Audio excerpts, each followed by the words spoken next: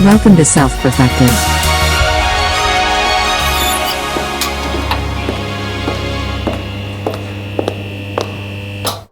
Hey, hi. Woo. All right, Hello. All right. Custom live streaming service is what our Zoom says now. cool. We keep leveling up over here.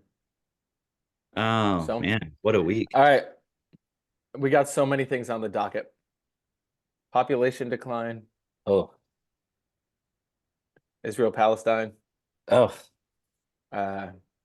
central banking. ah, Why'd you put that right after Israel Palestine? yeah, yeah. What's the? Is there a connection there?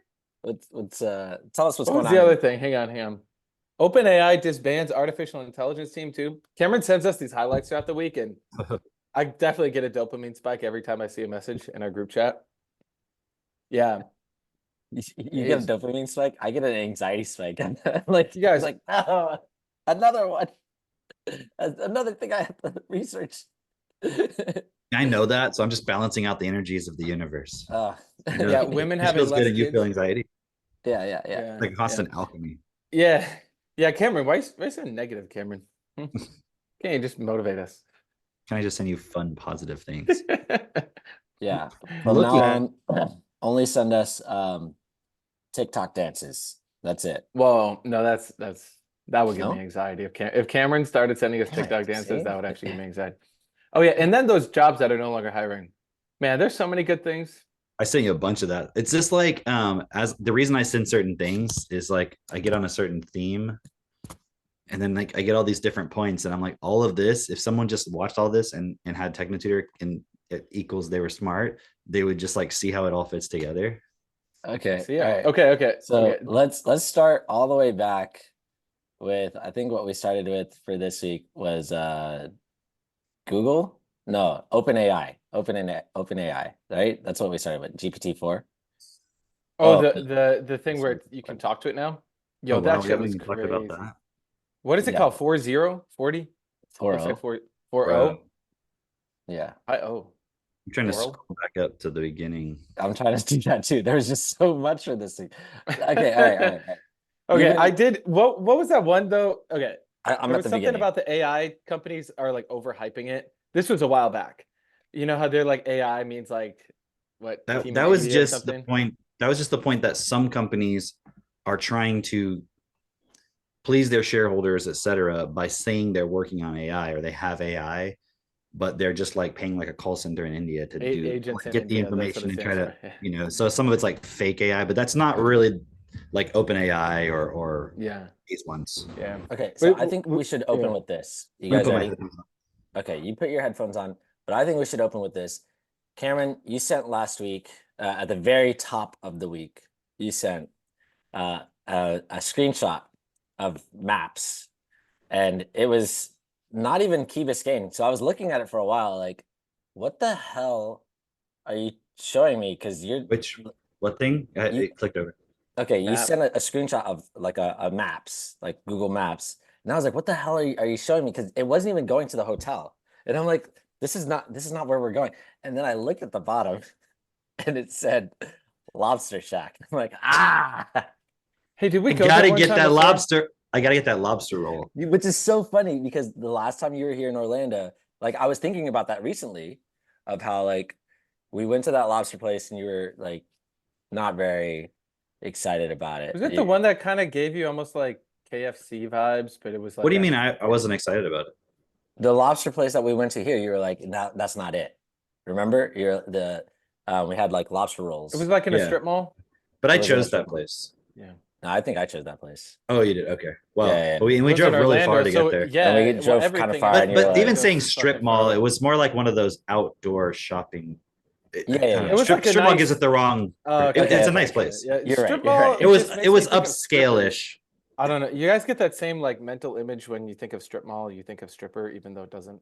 No, that's not what I think of at all. I Really? think There's a like, million- like rundown, poor, like there's Yeah. this Strippers block, this block, this here, block there. of all these Ah. offices combined into one building, and then you're like, Mm. okay, there's the liquor store, there's the gun store, There's a lobster you know, shack. some guy who does taxes there, and that's your in strip mall. Houston, there'd be like a place called the Pine. what do they call it? The Pine Tree Massage Parlor or something like that. Okay. And it's a place where you go get hand jobs. That's what I was Damn. assuming. And there's like a bunch of them, and they'll be like the oak tree or like the palm, or like they all have names about trees. I think there's some imagery going on there. And they're open at like 11 p.m. Ooh. And you're like, who's getting a massage right now? Tall trees. Is it and illegal to do that seeds. technically? Because you're like soliciting sex? I would think so, but it's Here- Houston, so Here we have signs on the side of the road. They're those little signs that you plant that will Like free say massage with an asterisk? it'll say Asian massage. Very specific. that's what they say. Yeah. And I'm like, why is that a thing? Why is it not just massage? Well, okay, I did get an Asian massage recently. Actually, Jess went first, just because she actually needed it. And then she got out and she goes, "Oh my God, that was the greatest massage ever." She's like halfway in the middle. This woman jumps on these fucking trapeze bars, starts like putting her feet in her back, and she's like, "It was amazing." Are you sure you didn't get tickets to Cirque du Soleil? The new interactive. Yeah, the new one called Asian Massage asterisk. After hours. I didn't. We went to the matinee. We did not go to the late night special. So Okay, all right. But have any of you ever got a massage where they put the feet on your back? I've never. Yeah. I did a Thai massage one time. Yeah, it was this. It was intense. Old Asian lady who knew what she was doing. She was very experienced. She was very experienced masseuse, and I definitely felt amazing from it. I've never had that like Drake, you're missing out. professionally. That's why you're so tense, Drake. Why are you so tense? No, I mean I've had people walk on my back before, like like Okay, whoa. Is it like delicate old Asian lady or like definitely not. Abel No. was like fucking with you or something? No, I mean they were trying to do the massage thing. They just didn't know what they were doing, So Oh, that sounds dangerous. it probably is. I don't know. They didn't have the Cirque du Soleil training like your old lady did.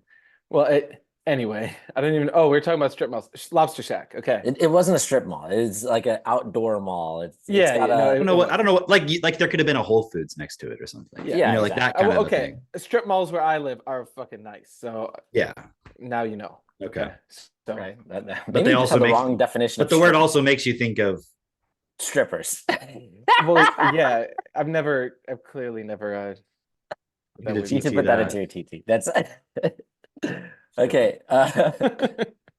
From there though, we were just looking at Howard University apparently. So apparently Howard is canceling their graduation, but not because of pro-Palestine things, which a bunch of other everyone just realizes it's a scam now. They don't even need the protest to see that. No, explain what Howard is. Okay, Howard University is known as AKA the Mecca. Literally, this is what it's called, right?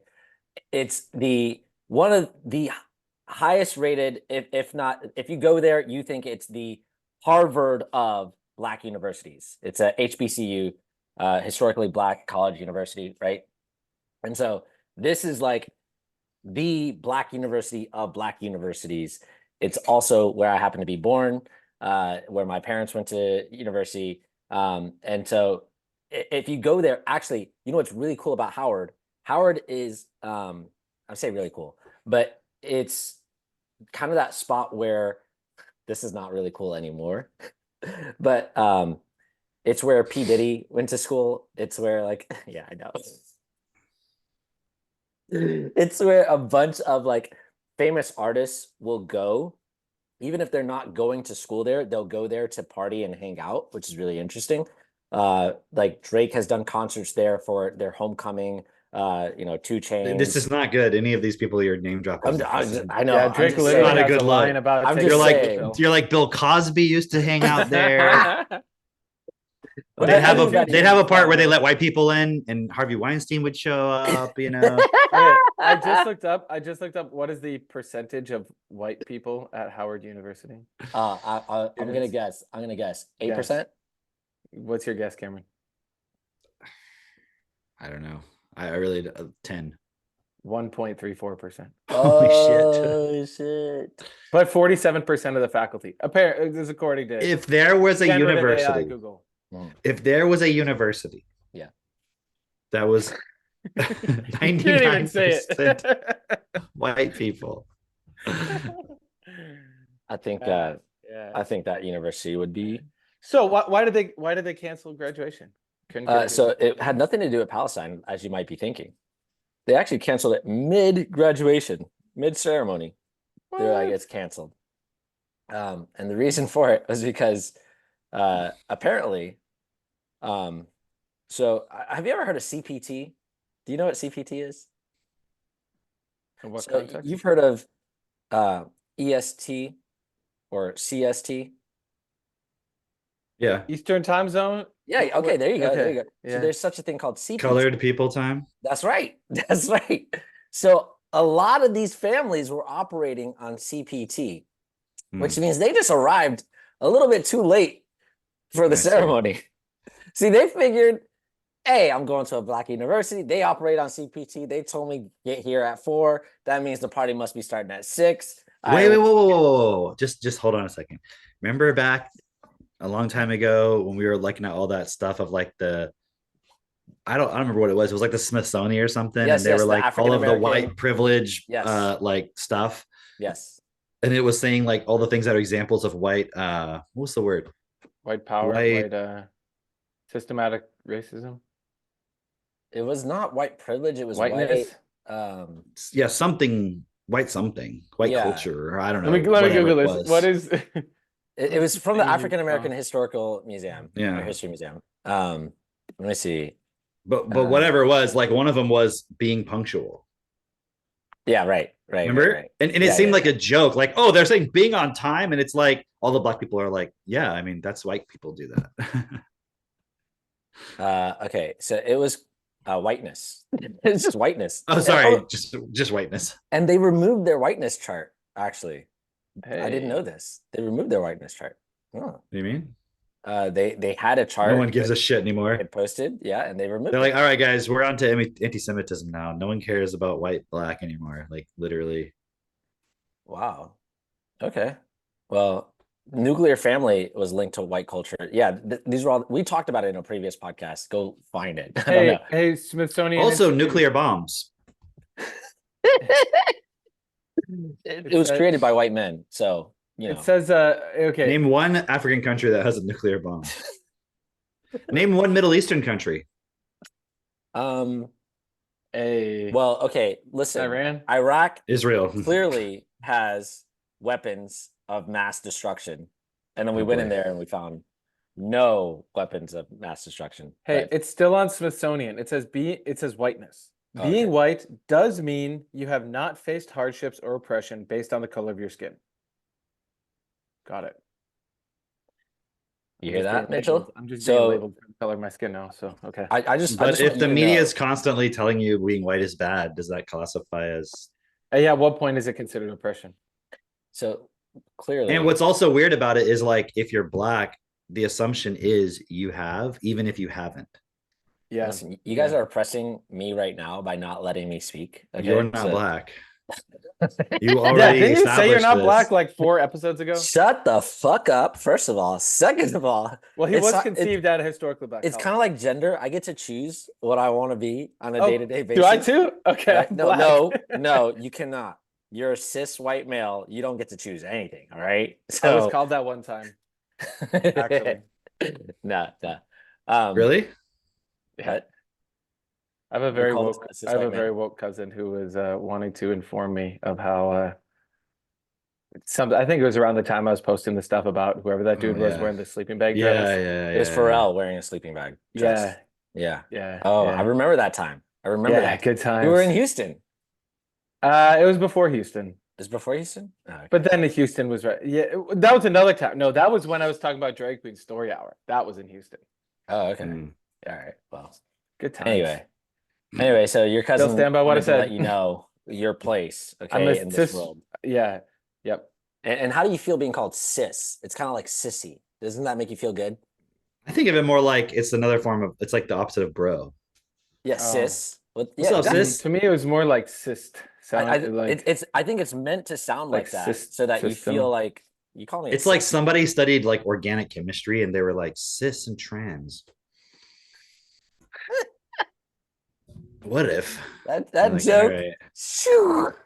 But I think they get it from, right? It might be. Oh, it is. Okay, but how many people are actually gonna like, understand Yeah, that? well, Okay, this so is the problem in the world.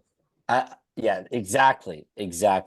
Um, so something about Elon Musk. What was that thing about Elon Musk? You said it was important. Jack Dorsey and Elon Musk. Oh, Jack Dorsey. Yeah, the Twitter Um, guy. I say a lot of things are important.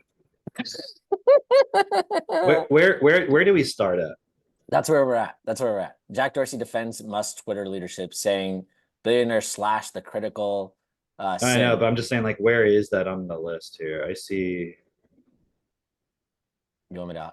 It's like it's way far back. It's the very beginning, very very beginning. It doesn't tell me dates. Monday. No, I don't see dates. Is MC Hammer Uh, before or after? I don't know when you sent MC Hammer. Jeez, that's not last time. I think. That was forever ago. Oh wait, I see the yeah. Jesus. I see the Jesus kid. Okay, so that was last week, right? Snowden. I don't know Yeah, how that I was got last scrolled week. up so far. Yeah. You went too far. You went too far. Udio. Yeah, okay, there's the Udio stuff. Okay, sorry guys, just bear with me here. Special place in hell, metal. Okay, here's Lobster Shack. Was that There you go. like day Now one? now you're at the beginning. There you Lobster go. Shack was Special day place. one. Yeah, that's what I'm Wow. saying. Really? That's all this Okay. week? Yeah, that's all this week.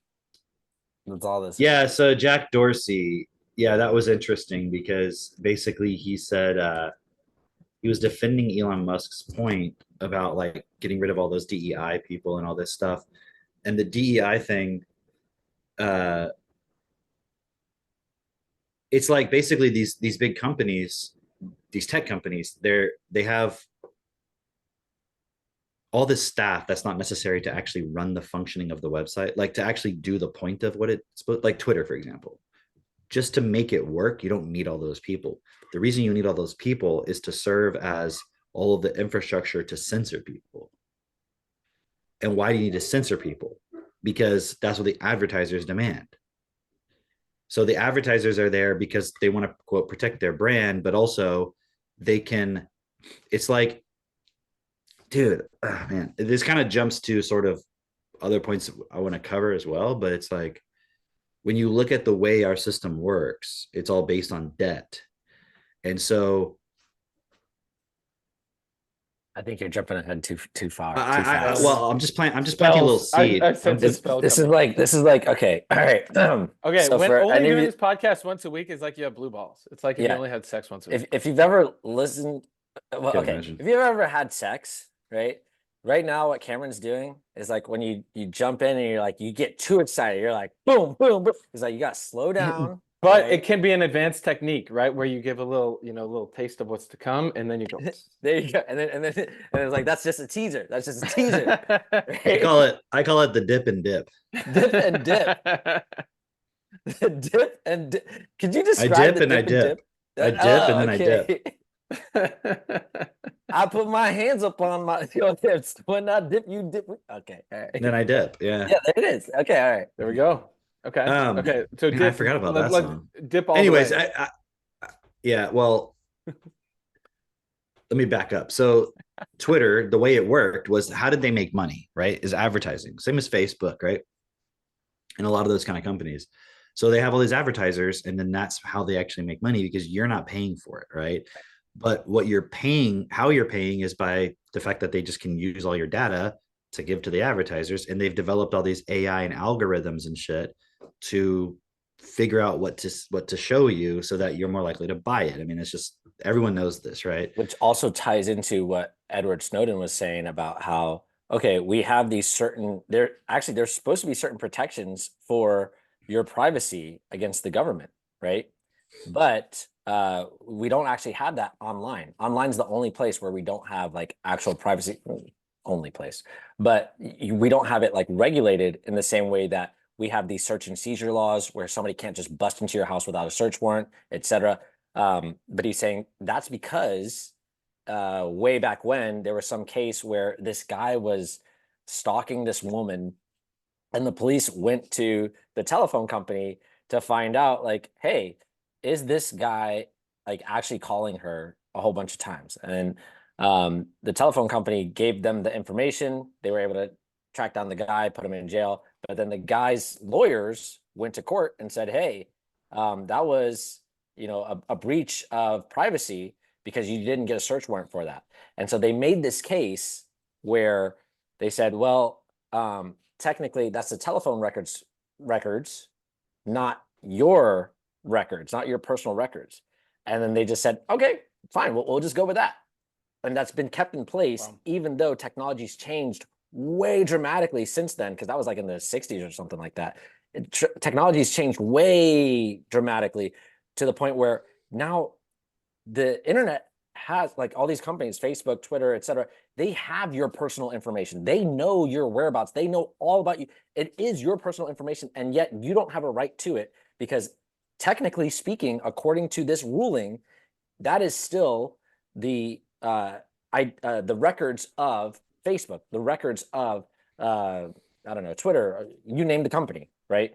And so the way that the government sees that is they can breach your quote unquote personal information because, one, you've given it to them, but two, they can sell it however they like. They can do whatever they want with that information. And that's where we're at today. And so it's always used in the favor of the system.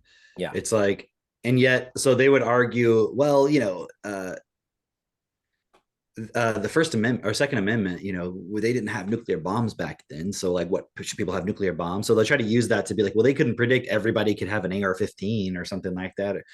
So they'll use that as like, maybe we need to reinterpret it because they didn't have those technologies. But then in the case of internet and all that stuff, they won't use the same point of like, well, clearly they didn't know about all this. So maybe they would, if they had, they would have put way more protection for people in place against the government, Yeah.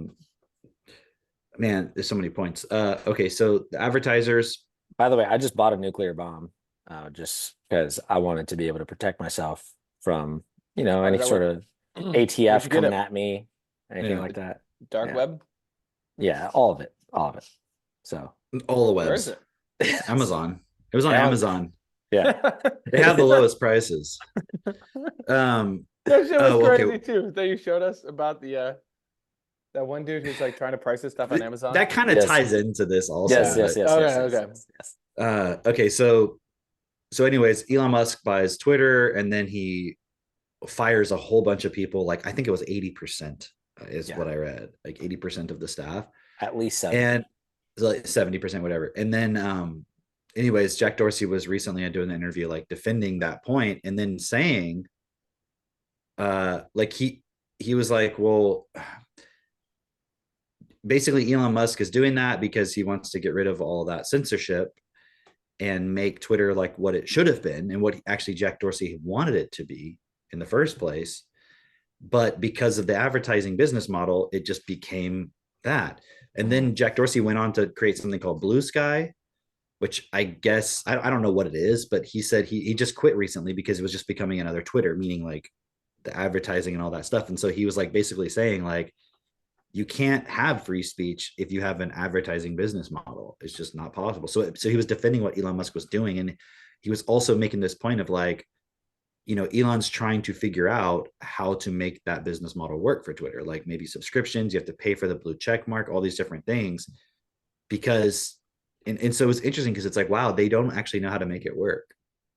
Like the richest people in the world don't know how to make a platform work in a business context where everybody actually can be free to say whatever they want. That's interesting, isn't it? That is. So, I mean, okay. Almost like we need to reinvent the money system and what we. But then, okay. But also exposing how much money is used to manipulate and control. Right. So what do you think then? Like, because there are other companies that are supposedly doing the opposite. Like, I've never used the one that Trump is about, whatever platform. Truth Social. I've never used it, dude. I'm like viral on that shit. You should get on there. You're viral there? Just kidding. I've never downloaded it. Did you believe me for a second? For a second, I was like, why didn't you fucking tell Drake, me? you could still go on there and like be that preacher. I think you've precluded yourself from being able to use it because you just told a lie, Mitch. Oh fuck. Yeah. So well, Drake, I think that's the point is you're not allowed Drake, to use it if you what'd ever you say tell a about a lie. nuclear bomb a minute ago? You don't know if that's true or not, so. And I'm not telling. So Yeah. So but Cameron, yeah, what? okay. So like companies like that or platforms like that, where their whole thing is, oh, we value freedom of speech, whatever. How are they able to, or are they even making a profit? Is a good question to start with, right? But are they actually valuing free speech? Can you go on there and deny the Holocaust?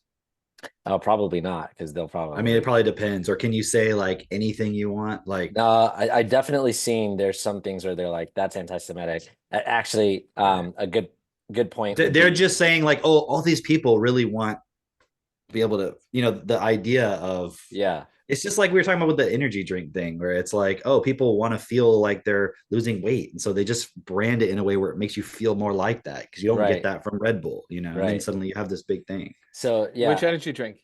Celsius. Oh Celsius. I watched shit. the Is whole that thing about is that what it's called? Celsius. Yeah. Oh Yeah, really? Yeah. Dude, that shit is I sent it to interesting. you. I've never had it, but I I've just Oh never had it really? this either, but my I've thing was like No, definitely. auto Drake, playing. Drake, do not drink it, Drake. You'll have a fucking heart attack. Cameron, you should try it one time. I don't drink that stuff. I don't I, care I've about it. I've definitely I drink seen coffee, water, and It's more good. milk, like and health sometimes conscious people, ginger ale. like Okay. health conscious people I see drinking Celsius, and I'm Oh like, really? I Oh, If do. that's the that brand, they that's got the fucking brand. scammed. That's the Damn, that's branding. They so got 'em. funny. No, They I got just drank one time. It was at some event I was at, and I took it when on the way out of the door, and I was like, I think it has caffeine in it, whatever. I was driving home, I was drinking it, and like 20 minutes later, I it was it felt like there was drugs in there. Like I'm not kidding. It felt like back in the day, you ever take like Adderall or something? Mhm.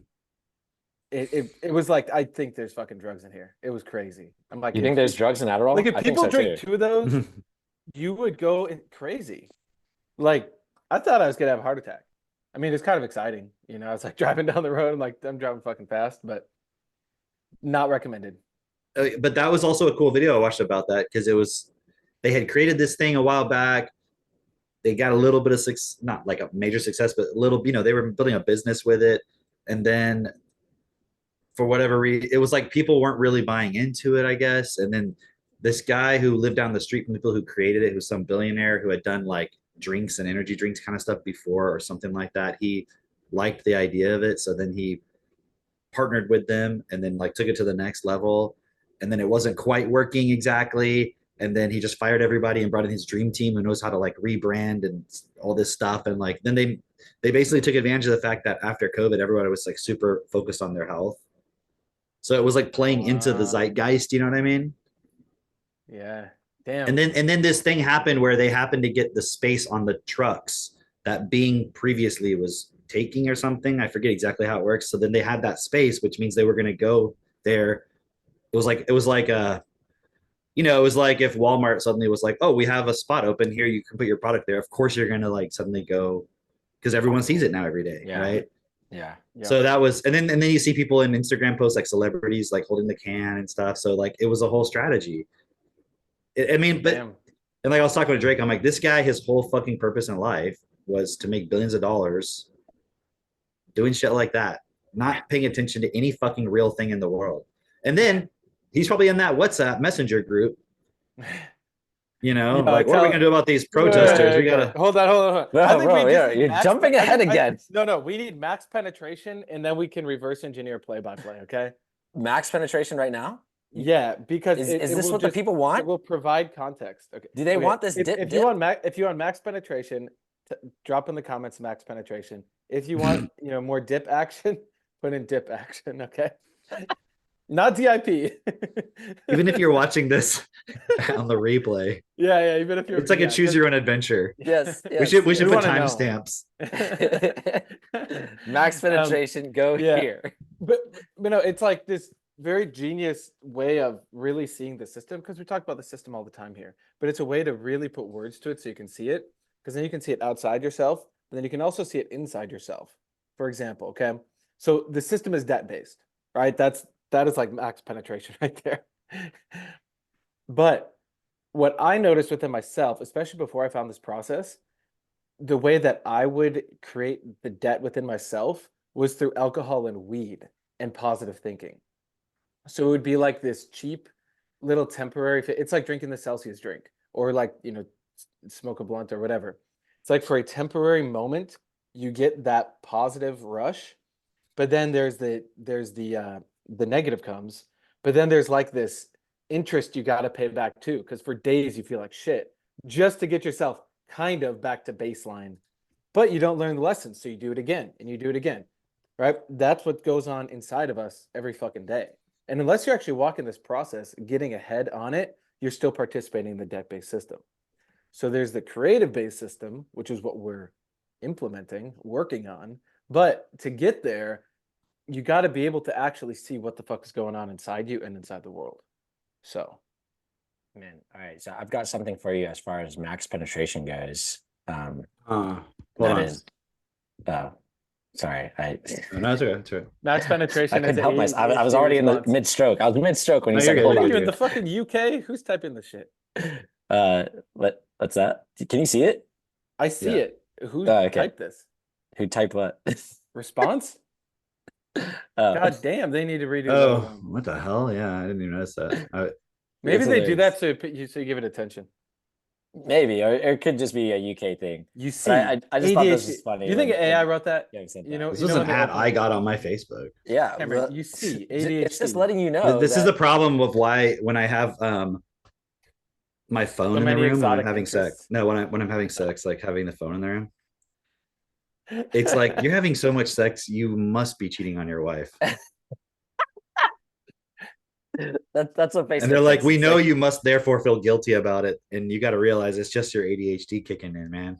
and we have something for that. We have something. I don't Isn't that understand. wild though? It's like Yeah. hypersexuality is not infidelity. It's like, no, that's not infidelity, but fucking someone who's not your wife is. Right. No, that's just hypersexuality. You have a disorder. You just need ADHD medication. Like, so what? So I get hyper focused on cleaning my fucking keyboard instead of like, what? It's so weird. It's like, oh, it's just a symptom of ADHD. I'm like, It's such an out too. It's so weird when you think of it, because like, okay, you have an excuse now to be like, listen, babe, I wasn't trying to cheat on you. It's just my ADHD. you know those people, yeah, who are always like, oh, it's just my ADHD, because like they Yeah. can't like focus on something, and Right. they're like, yeah, I fucked my coworker. It's just it's my ADHD. Yeah. Wait, what? Slow down. What? Like, you get those symptoms sometimes, right? Like, it's not fucking ADHD. Yeah. Yeah. And what's crazy too, it's all compounding. Like this whole fucking thing is just accelerating and accelerating. Dude, but this is a good example because like they have to find new reasons to convince people they have ADHD, because it's like everybody who would be convinced that they had it otherwise already believes they have it. It's like iPhones. I just watched, or I saw a thing. I don't know if I sent it, about the iPhone sales Yeah. slowing down, and it was like Apple needs to come up with their next big thing because they can't sell any more iPhones. Okay, they so can't this grow further. Okay, so Damn. this is the problem with having this model that we have in our economy of we constantly have to be growing. We constantly, oh, we're expanding, we're growing, we're doing this. Like, that is the problem with this model, is then it requires that, okay, we just slow down a little bit. We're Yeah, in the red it's not now. that growth is bad, but did y'all, oh man, It's what was that growth at thing? all costs. There was something I was listening to a while back, and they were talking about communist Soviet Union, and there was this thing they were talking about with like whale blubber, and like how there was like ships that went to kill whales to get whale blubber because they would use it for things, right?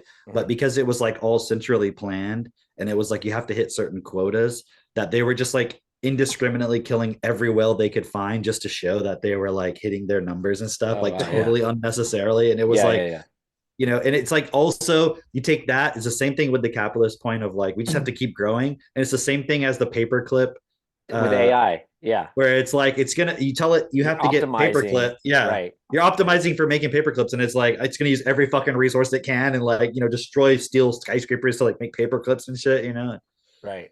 It's all the same idea of why do you have to constantly like it's such an interesting point because I know when we go into this, people are going to feel like it's controversial, but it's like there's also still blame, like when people blame certain groups of people for things, because like you just pointed out, Mitch, like we all are participating in it within us. Yeah.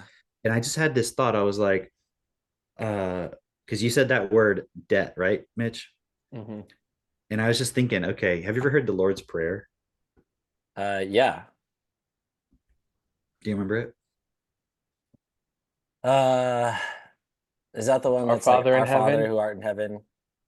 hallowed Hallowed be be thy thy name. name. Okay, how old school are you? Thy kingdom come, thy will be done on earth as it is in heaven.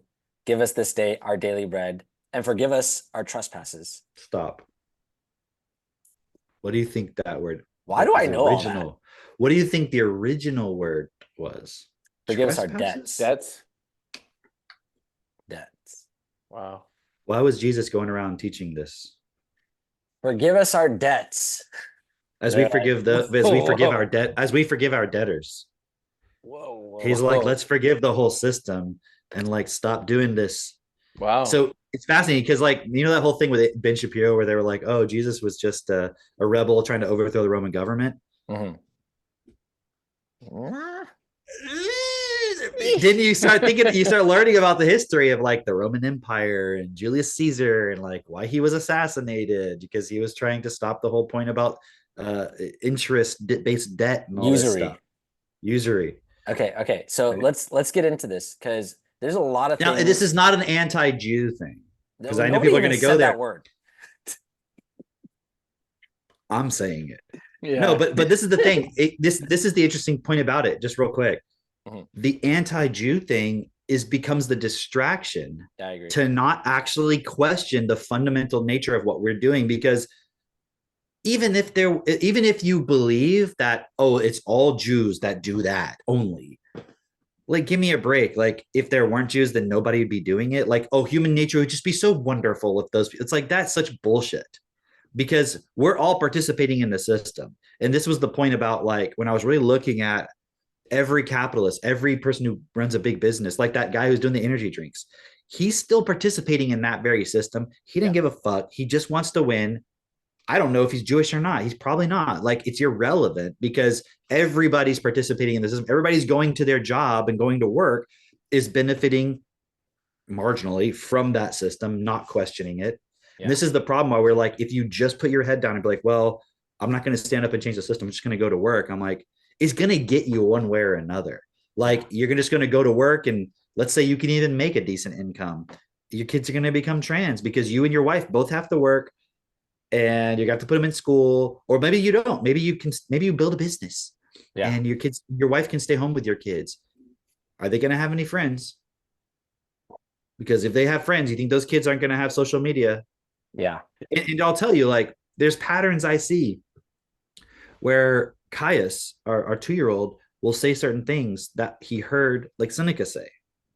Or like when we had someone come over and they had a kid and like he picked up on that thing they said, like kids influence each other. Yeah. It's not just the parent. Right. Right. But definitely, just from like firsthand experience, seeing it in the preschool daycare environment, like kids are more influenced by slightly older, bigger kids than they are by adults. Right. Like 100%. Like they want to see what's the big kid doing. I want to be like that. That's why the JoJo Siwa thing is so particularly weird because she still seems like a kid. Yeah, even though she's like 20 something. It's so gross. It's almost like a Greta Thunberg kind of thing. Yeah. You know what I mean? Where it's like she's actually an adult, but she seems like a kid. So it's like they can use her as a kid, even though technically she's an adult. I would guess. I don't know, but she's definitely not a kid anymore. I'm gonna say Greta's like maybe 20 something. 20. I would say 20. How old is she? I don't know. 21. Same as JoJo 21. Siwa. Okay. All right. Dude, how much you want to bet? I'm calling it right now. I called Ice Spice. I call these things. But okay. How much you want to bet JoJo Siwa, like in a year or two, is that fucking World Economic Forum? Okay. Accurate? No, I don't think so. You don't think so? I don't think so, actually. I think she's definitely used, but I don't think she's going to be at the World Economic. Yeah, because right now what she's like, didn't she come out as a baby? A gay man. One of the from one of the ones where you're not a woman, but you're not the guy. Like non-binary. That I'm not sure. Was she? Probably, but she's also gay. Oh, definitely. God damn, that's confusing.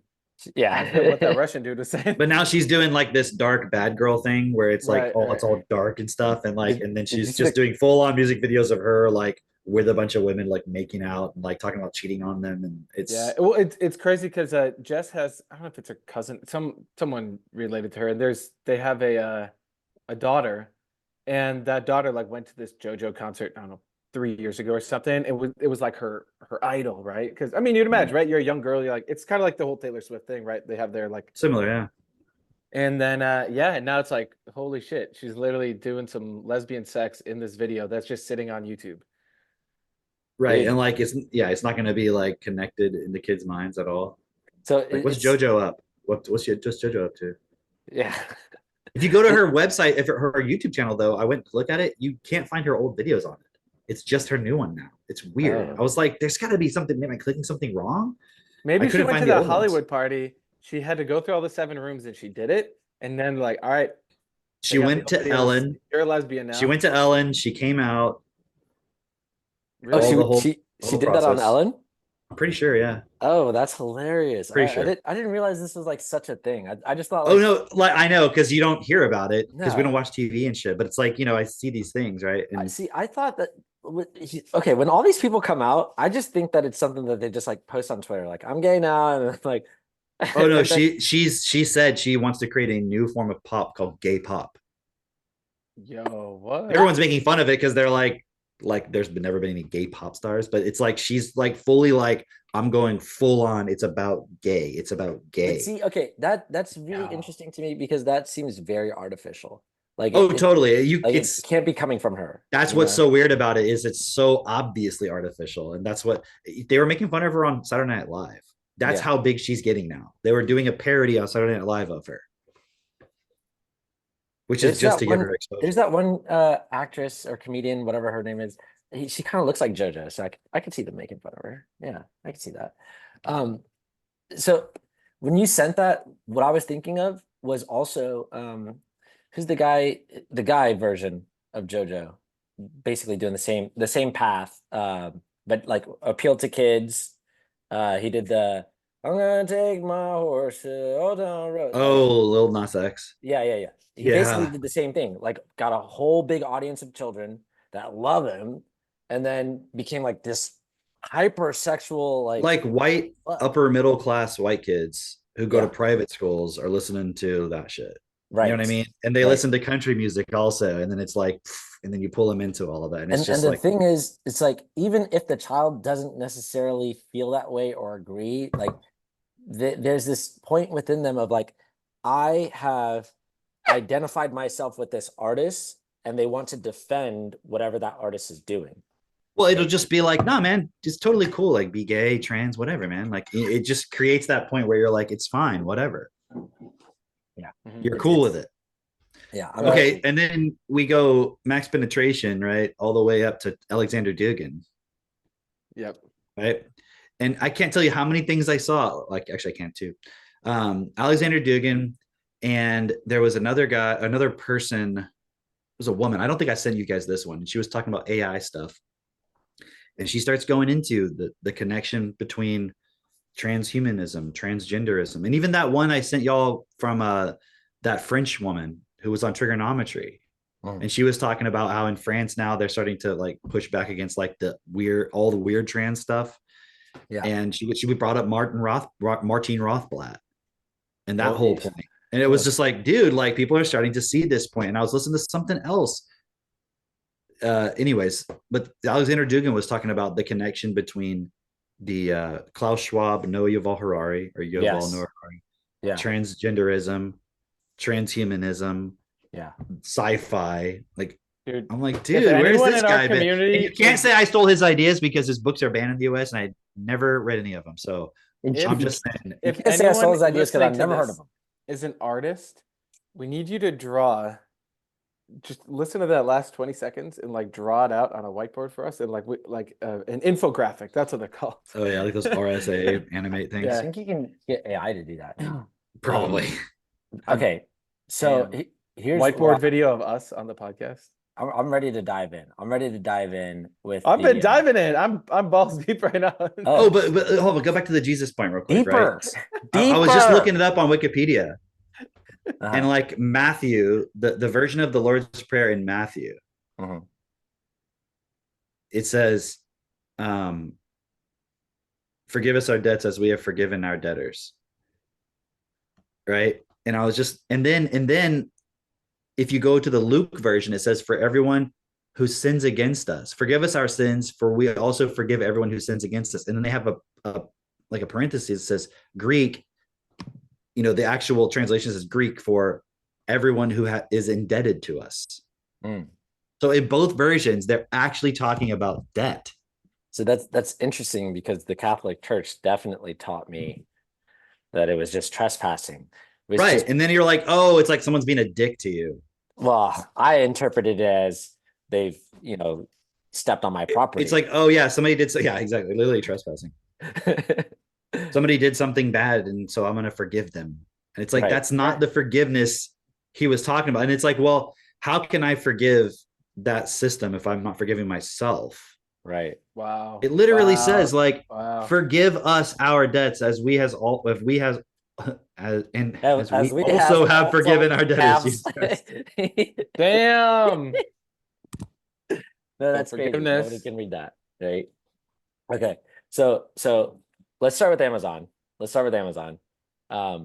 I saw that video on Amazon. I was like, this is insane. Where Amazon is literally, and it's a really great proxy for what's going It's like on a new with the central documentary, I bank. think, right? What's that? It's a new documentary that A new came out. documentary. I don't think it's on Amazon Prime, but I I think you can find it. You can get on Amazon Prime. But it's a documentary about Amazon that's basically showing how there are the practices within Amazon make it so that the sellers can't even really make the money that they really want to make, because number one, Amazon taxes them like crazy. They've got all these fees, but they also set the prices for whatever the seller wants to sell.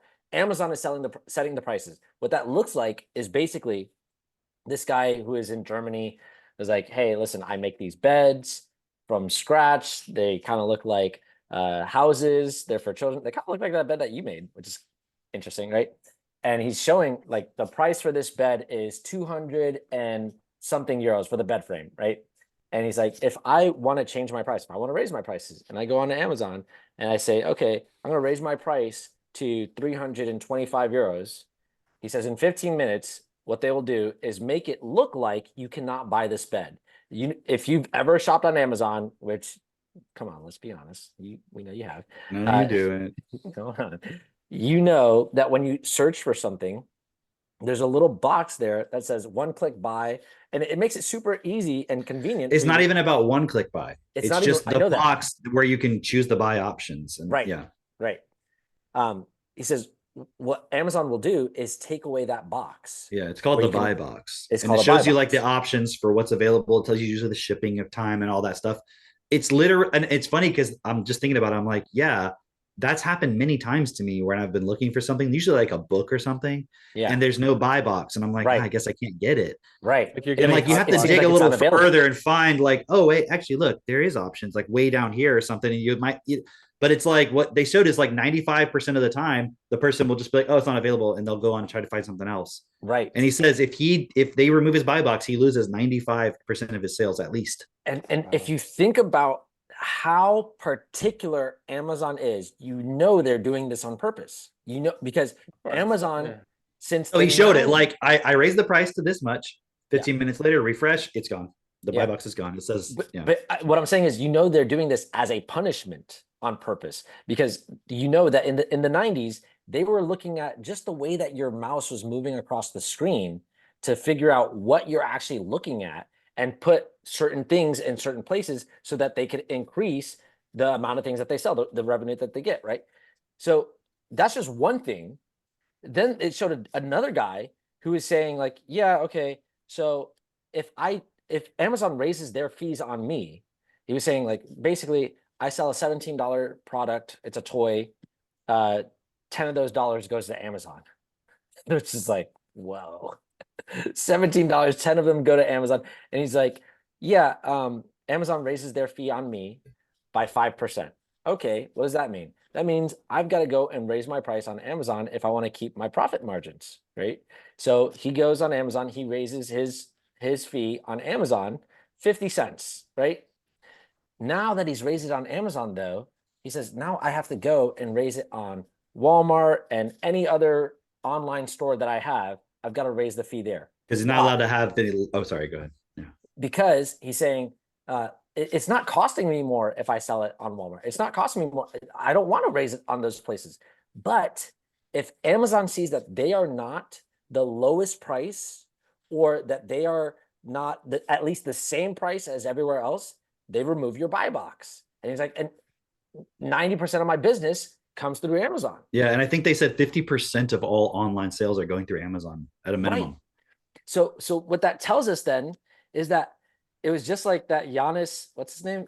Varoufakis, yeah. I was thinking about that's what I was looking for, one of those books. Yeah. Okay, Giannis Varoufakis. We talked about this just a couple of podcasts ago, where he's talking about the techno-feudalism thing. And we've mentioned it before. This is what he's talking about, dude. This is exactly what he's talking about. This is not a free market. Amazon is determining the market. And even outside of Amazon, they're determining the market. So it's not just, oh, I get to see all these cool things and Amazon knows me and they know what I want. No, Amazon is determining how much you're going to fucking spend with them. They're like, listen, you're going to give me all your fucking money, and here's how much you're going to fucking charge. And I don't care that it's actually cheaper. I want more money out of you. I want actually the most money. You're selling this for how much? Yeah, give me 80% of that. I want all that. Like, that is what Amazon is doing. And they're taking 50% of the market.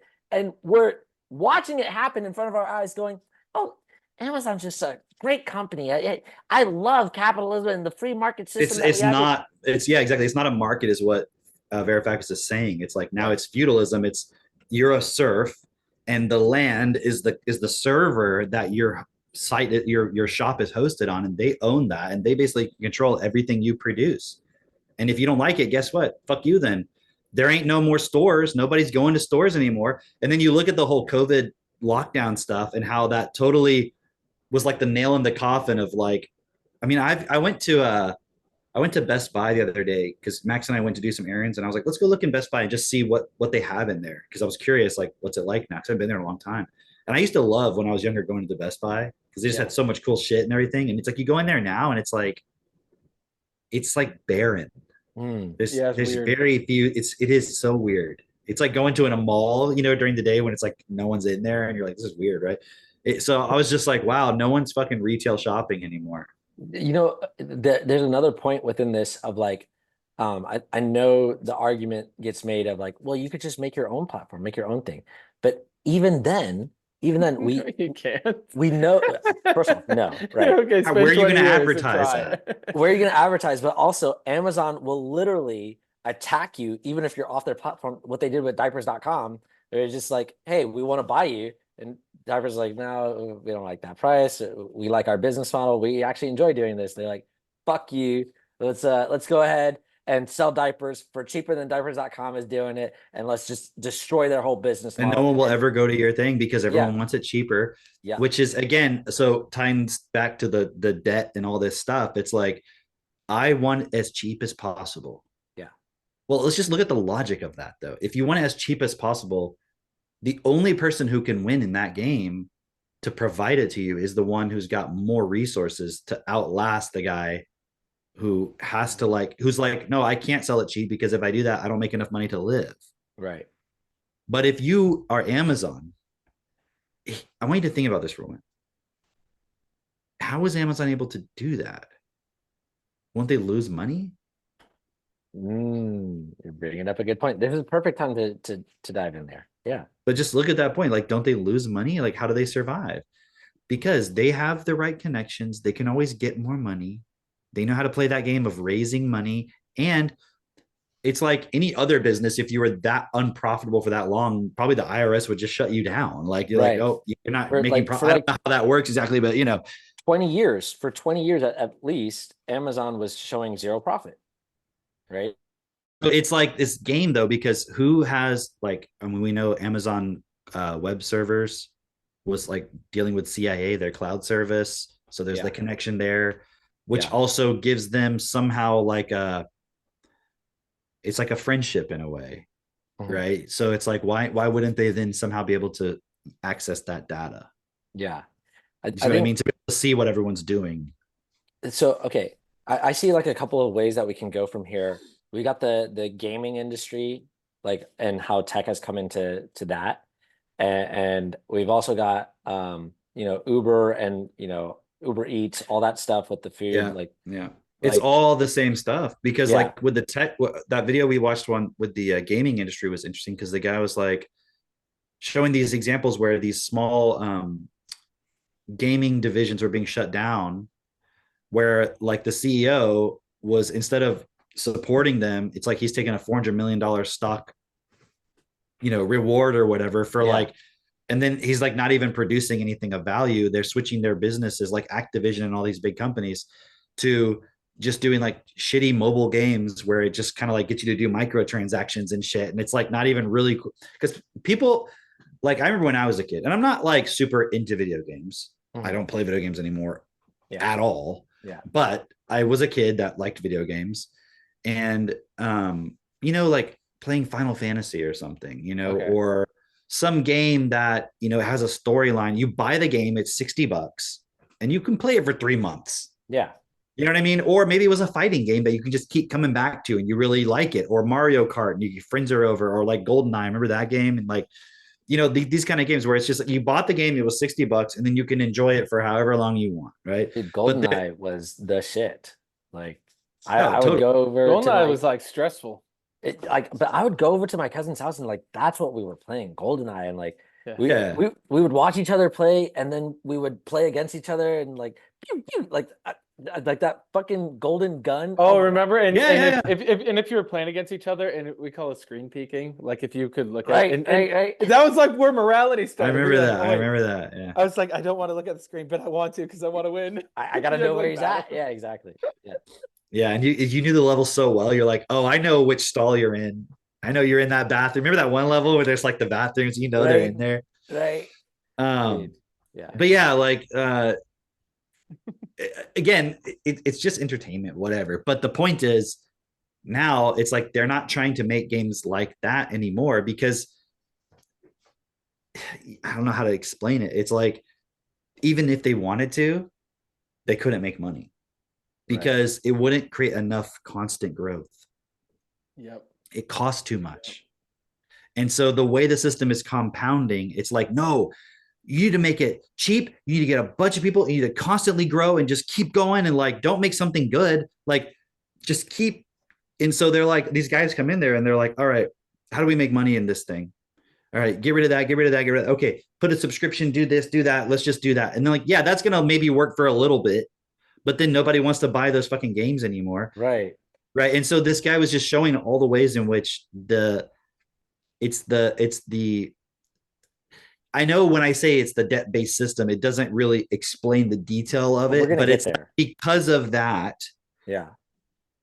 existing and being the driving force, you can't just make something good. And then it's like this myth actually that we have of like, well, in a capitalist system, you just make a great product and you're passionate about it and you can succeed. And it's like that is not how it works, because if that were the case, Amazon wouldn't be number one. Yeah. um you could think of a million different things. Yeah. Like I'm just thinking, like, the as you're things saying that that, win, like Red Bull. Why is it if I watch Formula One or I watch some skating thing or whatever, it's like it's all Red Bull everywhere? right. Is it because they have the best drink that's just such a good product? They'll say all that stuff if you were in their meetings and stuff. I'm sure they're like, we offer a low cost experience for they have all this stuff they say, and it's like, but it's all just bullshit. It's total bullshit. Yeah, it's just advertising. It's also, I mean, if you go into any downtown area, they'll pull up with that little Red Bull, Oh yeah, the car. decaled. What is that, like Mini Yeah, Cooper? it's like a Mini Cooper with the thing on When the I was back. in high school, before Red Bull was in the stores, they would drive up to our soccer practice and start handing them out for free. Yeah, Yep. exactly. Yep. They still do that. They That's give what I'm it- gonna do with reading assessments, yo. Fucking my car is shaped like a golden key. Free reading session. Free reading session. Hey. No, it's like you get one of those Mini Coopers, but it has like the Technosphere logo like on top, like Yeah, a the big smiley. circle. It's like the mascot, the big fucking smiley, 3D Hilarious. version of the mascot. But it's Right a there. really great proxy for seeing like what Amazon's doing, what these video game companies are doing. What was the other thing that I said? The other direction we could go? I forgot. Anyway, but Uber, you said Uber also. oh yeah, Uber Did you say Eats. that? Okay, yeah. That one. Where like it's all these like food companies. See, that's really interesting too, because it's like, okay, all right, you want to order stuff, right? Great. Okay, Hey, so instead of ordering shit on DoorDash, just have a wife and she'll no And surcharge. she can order it. and she can order it on DoorDash. She can order it from her while in between meetings on her online fucking job that she works while Right. your kid here, Okay, or while so being tutored by Salman Khan's new AI. and we'll get there too. We'll get there too. But like, okay, with the Our DoorDash thing, should be called the shotgun approach. the shotgun. Just like Come shot. That's what this meeting is. Yeah.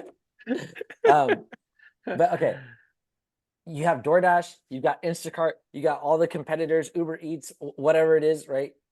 And they come in and they're like, all right, so we are going to revolutionize the delivery space. You want to stay at home, you don't want to go and have to go get food. You want food delivered to you, don't you? Yeah, okay, we know we this. have a choice right now because there's a fucking pandemic that's killing everybody. There you go. So we're gonna come in and we're gonna say to the people who are making the food, you got to give us a lower price. I used to work at one of these companies. It wasn't DoorDash or Uber Eats. It was like long before this was like super popular. But what they would do is they would go make a negotiation with the restaurant. And with the restaurant, they would say, hey, give us a 20% cut. And the restaurant lowers their price for the company that's actually going and doing the delivery. So that's how they make money. They don't pay the drivers. This is how it was before. They didn't pay the drivers. They would just tell you, go do the delivery, and whatever they tip you, that's what money you make. We didn't even get, like, as a driver working at that company, we didn't get like even the delivery fee. So it's kind of like being a waiter, where it's like you get paid very little, but right, they know that you have to be tipped or whatever. right. And so, I mean, this was in like Fort Lauderdale, that area. So it's like these people do tip, right? Why did I say pit? Anyway, these people do tip, right? But the whole model was just really interesting to me, because they wouldn't, if you wanted to say like, oh, well, I want this restaurant delivered, or I want this grocery store delivered, what the company would say would be, well, we don't have a partnership with that restaurant or that company, so it's going to be 20% more. They would just give the upcharge to, or the surcharge to, the customer, right? If they partnered with the restaurant, they would take it from the restaurant, right?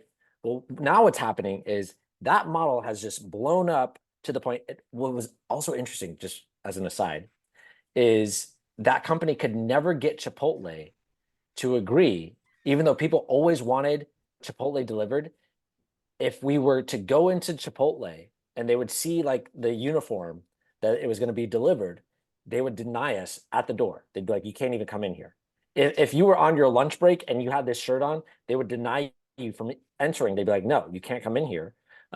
Because even if you charge the 20% surcharge or whatever to the customer, they didn't want you in there, because they said, we have a deal in place and we can't, it's an exclusive deal. And the deal was apparently with Uber, right? But this was long before COVID or anything. This was like in 2016 or 20, yeah, somewhere around there.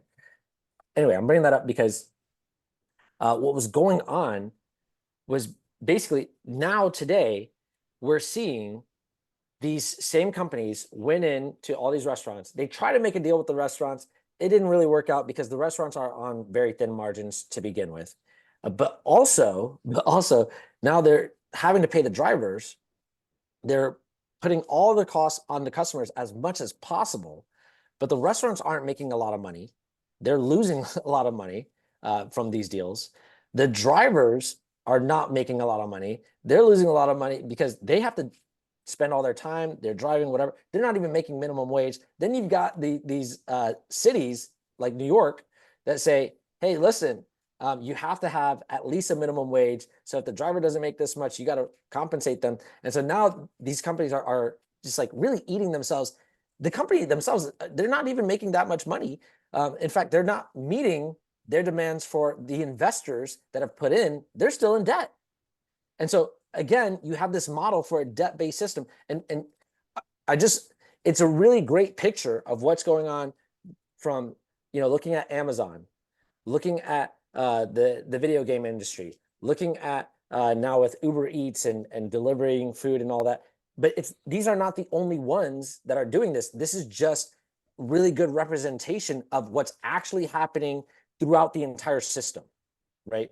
Which is, like a classic example or a really good example, WeWork. Mitch, weren't you at a WeWork office? Your fucking Zoom picture for 3 years was from that WeWork office. My Zoom picture? Yeah, remember that back in the day? Oh, you're right. Back That's before right. you had a wife. Exactly. So that was a WeWork. But okay, I was Yeah. just clarifying that it was WeWork, right? Dude, I remember being there, being like, "There's no fucking way this is sustainable." Every day it was like unlimited free kombucha. There'd be a fucking networking event every 3 nights with wine and shit, all provided by WeWork. Unlimited Wow. coffee, everything, and like even to have a space, it was cheap as fuck. So you go there, not you personally, but somebody goes to that and thinks like, wow, these people like really know what they're doing. Like they're so successful and they're just That's you get what I impressed thought by right that. away. And then you're like, Yeah. now imagine that person tries to give you advice of like how to run your business. Meanwhile, all they did was just go get a bunch of fucking money and convince people like eventually we'll figure out how to make it work. Right. Which is what Amazon's model was for the longest time, which was like, we just want to get as much market share as possible, and then we'll start turning a profit, which, like you said. Well, it's like, don't worry, when there's only one place us to buy things from, it'll work. Right. Which, look at how long that took them to do, right? First of all. Second of all, it's like you said, okay, if any average person tries to do that, the IRS or somebody, like your investors are going to be like, hey, guy, this is not working out. It's not working. You have to have connections in order to be able to do this. And it's got to be fueled by something. Why do you think the CIA, their cloud server is Amazon? Like, isn't that like. And then the other thing to look at within it is. It's a private company, Yeah, well. I'm just saying. The CIA is a private company. Oh, shit. But look at this. Like, okay, so Amazon's willing to do that kind of shit. And like I think anybody can look at that who isn't like just like a ruthless fucking business person and be like, that's fucked, But yet they're going to create the AI shit and you're going to put it in your home and let them have access to every single thing you do, say, whatever. And it's already happening because people have the echoes. We got rid of that. Yeah. Like when we realized what it was like, okay, no, we're not doing that anymore. Yeah. But we still have phones, we still have computers. I mean, I'm not like acting like you can really get out of it, but I'm just saying like, but the point is, as a society, we're going to accept like this shiny thing they're going to give us, even though like, oh, they're not going to apply that same philosophy to that. They're not going to treat you like they're treating the people who run the shops on Amazon. They don't see you any different. Oh, but we're the customer. They love us, dude. No, they fucking don't. Yeah. Like you're just the way for them to continually get money. That's it. They don't care. And the same point like, about you wanting everything cheap empowers them to do it. Yeah. So you're not any better than them anyways. That would be like your gold. Okay. You're like some sort of gold that's like in the dirt or whatever, and you're being mined. And you're like, see, people love us. Yeah. It's like, no, they're just mining you. They're like taking as much as they can out of you until you're no longer usable. Like, I mean, isn't that literally extracting you? That's the mind. You get mined. Oh, the mind. Yeah. the mind. You get mined. Yes. Mind your business. Put that on a shirt. Yeah. I think now would be the time to insert about like the AI thing that guy was talking about, because we're always talking about those little AI cars that you see from the Africans that are like, they're putting in like a little African kid who built this car, and he's like, it'll say some caption like, I made this with my own hands. Well, I've talked about this before on here. I know. Yeah, even when you look at like that, I saw the one video recently when he shared on that, and the guy's like, it's about like boomers keep falling for it. Yeah. Then you look at those comments, like it doesn't even seem like real fucking comments. Yeah. Like it really just, it brings back to that point of the dead internet theory. So much of the internet is fucking. Well, it's trash. like I like the way he said it. It was like, I think these are two AIs talking to each other, thinking that they're both each humans. Yeah. It's Yeah. like, but Yeah. that being said, I do see people who are friends with me on Facebook who I'm assuming are real people sharing these Facebook posts. Do you know what I mean? So there is Yeah. some level where humans are buying into it. And yes, they are always boomers, like every time.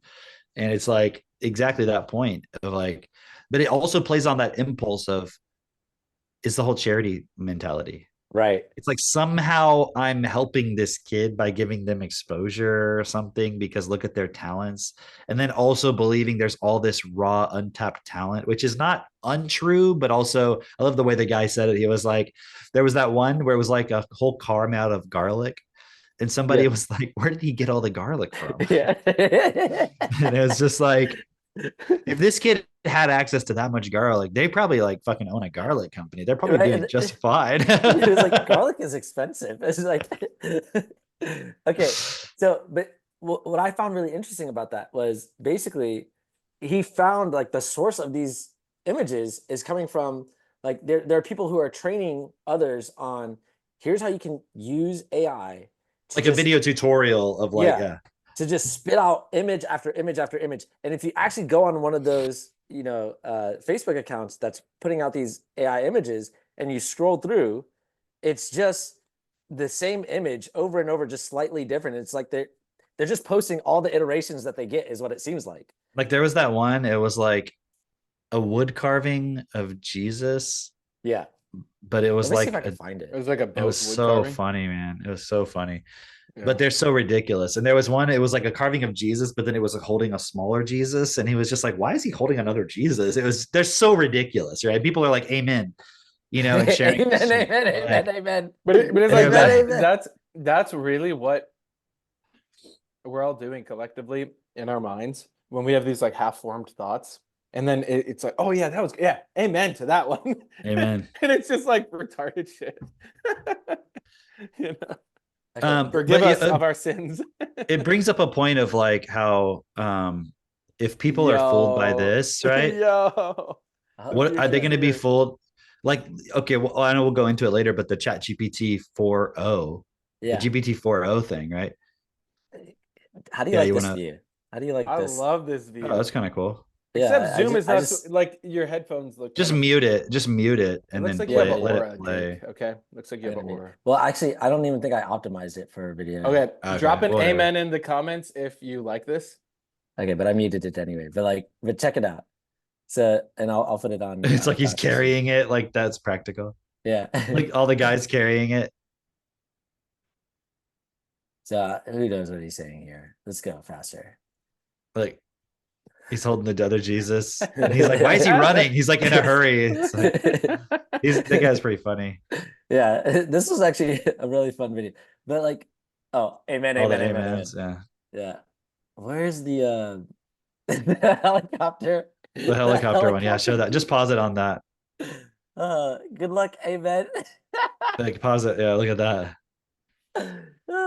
But What man, is even he was starting to happening get there? into like the food. Where was it? The food Jesus things. I The think flight it's attendant. after. These It's are the so it's hilarious. the what are those things called from Wizard of Oz? Those weird fucking like flying monkey things. Oh yeah. I I don't think know they're what just they're called the but flying monkeys. Yeah, those things. But what I was trying to find was this part right here. Is beautiful cabin cute crew. Okay.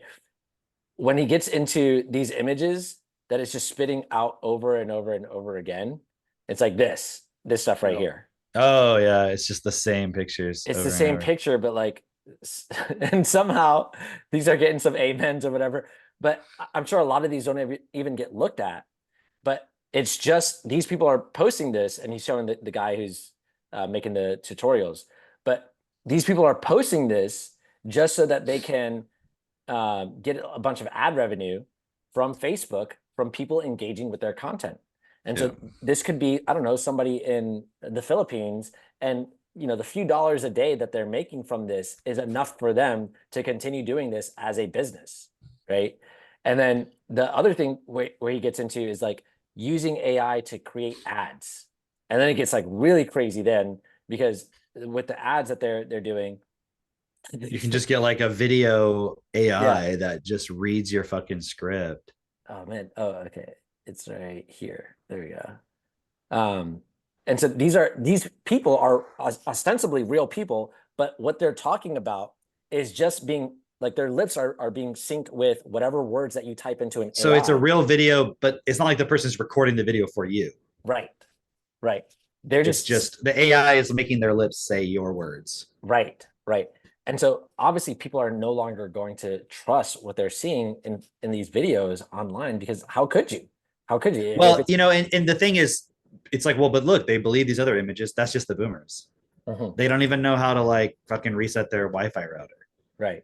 You know, so you can stop this here. Oh yeah. Our generation and moving forward, we know all this is occurring. Because like, don't you have that temptation when you see someone posting one of those where you just want to be like, you know, that's AI, right? And you're like, no, they don't. Right. They actually don't. It's obvious to us. It's not obvious to them. So that generation is not going to be able to process it. And unfortunately, that's the generation that currently right now is the one that votes. Yes. That's the one that Trump and Biden are going after. You know what I mean? At the end of the day. Yeah. And so that's kind of fucked when you consider getting closer to the election and everything. But I think as we go 1 or 2 generations from now, our kids and so forth, they're going to grow up in a world where they know everything online is not real. They know it's all AI. Yes, but at the current moment, also what it's doing is it's really showing how AI is replacing human work at this current moment. You know, like, and that's just a small example. I know we have better examples of that, but I'm just kind of making the transition to that right now of like how, okay, what were these people doing before who were like, before they were posting all these AI images? What were they doing before? What about the people? Probably doctors and lawyers, you know, probably engineers. They probably are scientists. Yeah, exactly. See, as the doctors and lawyers get replaced by AI, it'll create new jobs like this. Right. So obviously, you know, but they're saying how AI is replacing the Fiverr economy. You know, where you could now go it's on Fiverr. the twofer economy. Yeah. But you could go on Fiverr and hire somebody from like the Philippines or from India or from wherever to create your website or, you know, make this design for you, whatever. Now AI is doing that. And now there are people in the first world who are saying, like that guy who was saying like, yeah, I just got laid off from my graphic Well, let me tell that design. story. Let me tell that story. Go ahead. So the guy, he worked at a digital marketing company. He was the only graphic designer that was left. Like previously they had other ones, but then they had slowly gotten rid of all of them. He was the only one left. And so he was doing all the work, you know, and then he got to a point where he noticed the amount of work they were giving him was like less and less. So he was like only working 2 hours a day from home, getting paid for 7 hours of work. But that's just the amount of work they were giving him each day. Right. And then one day he got called or whatever, and then they fired him. Right. And they said, you've been made redundant, which in Britain is kind of their term for like, there's 2 people in a job. We don't need both of you. You know, if you ever watched the British Office, they use that term. Right. So he's like, I've been made redundant. And he was like, that was kind of weird because I was the only graphic designer. How is that possible? I could be made redundant. And he's like, so I started asking questions and digging a little bit. And he said, I realized that for the past few months, the company had been taking all of his designs, his templates, everything, and putting them into an AI. So that now when a client would apply for like they wanted to build a website, they would just have the AI, they would take the company's logo, whatever, and it would extract all of that and then just create everything for them. And he's like, well, that sucks. I'll just go work for a competitor. And guess what? All the competitors are doing the same shit. So this guy's like, I can't even fucking get a job now.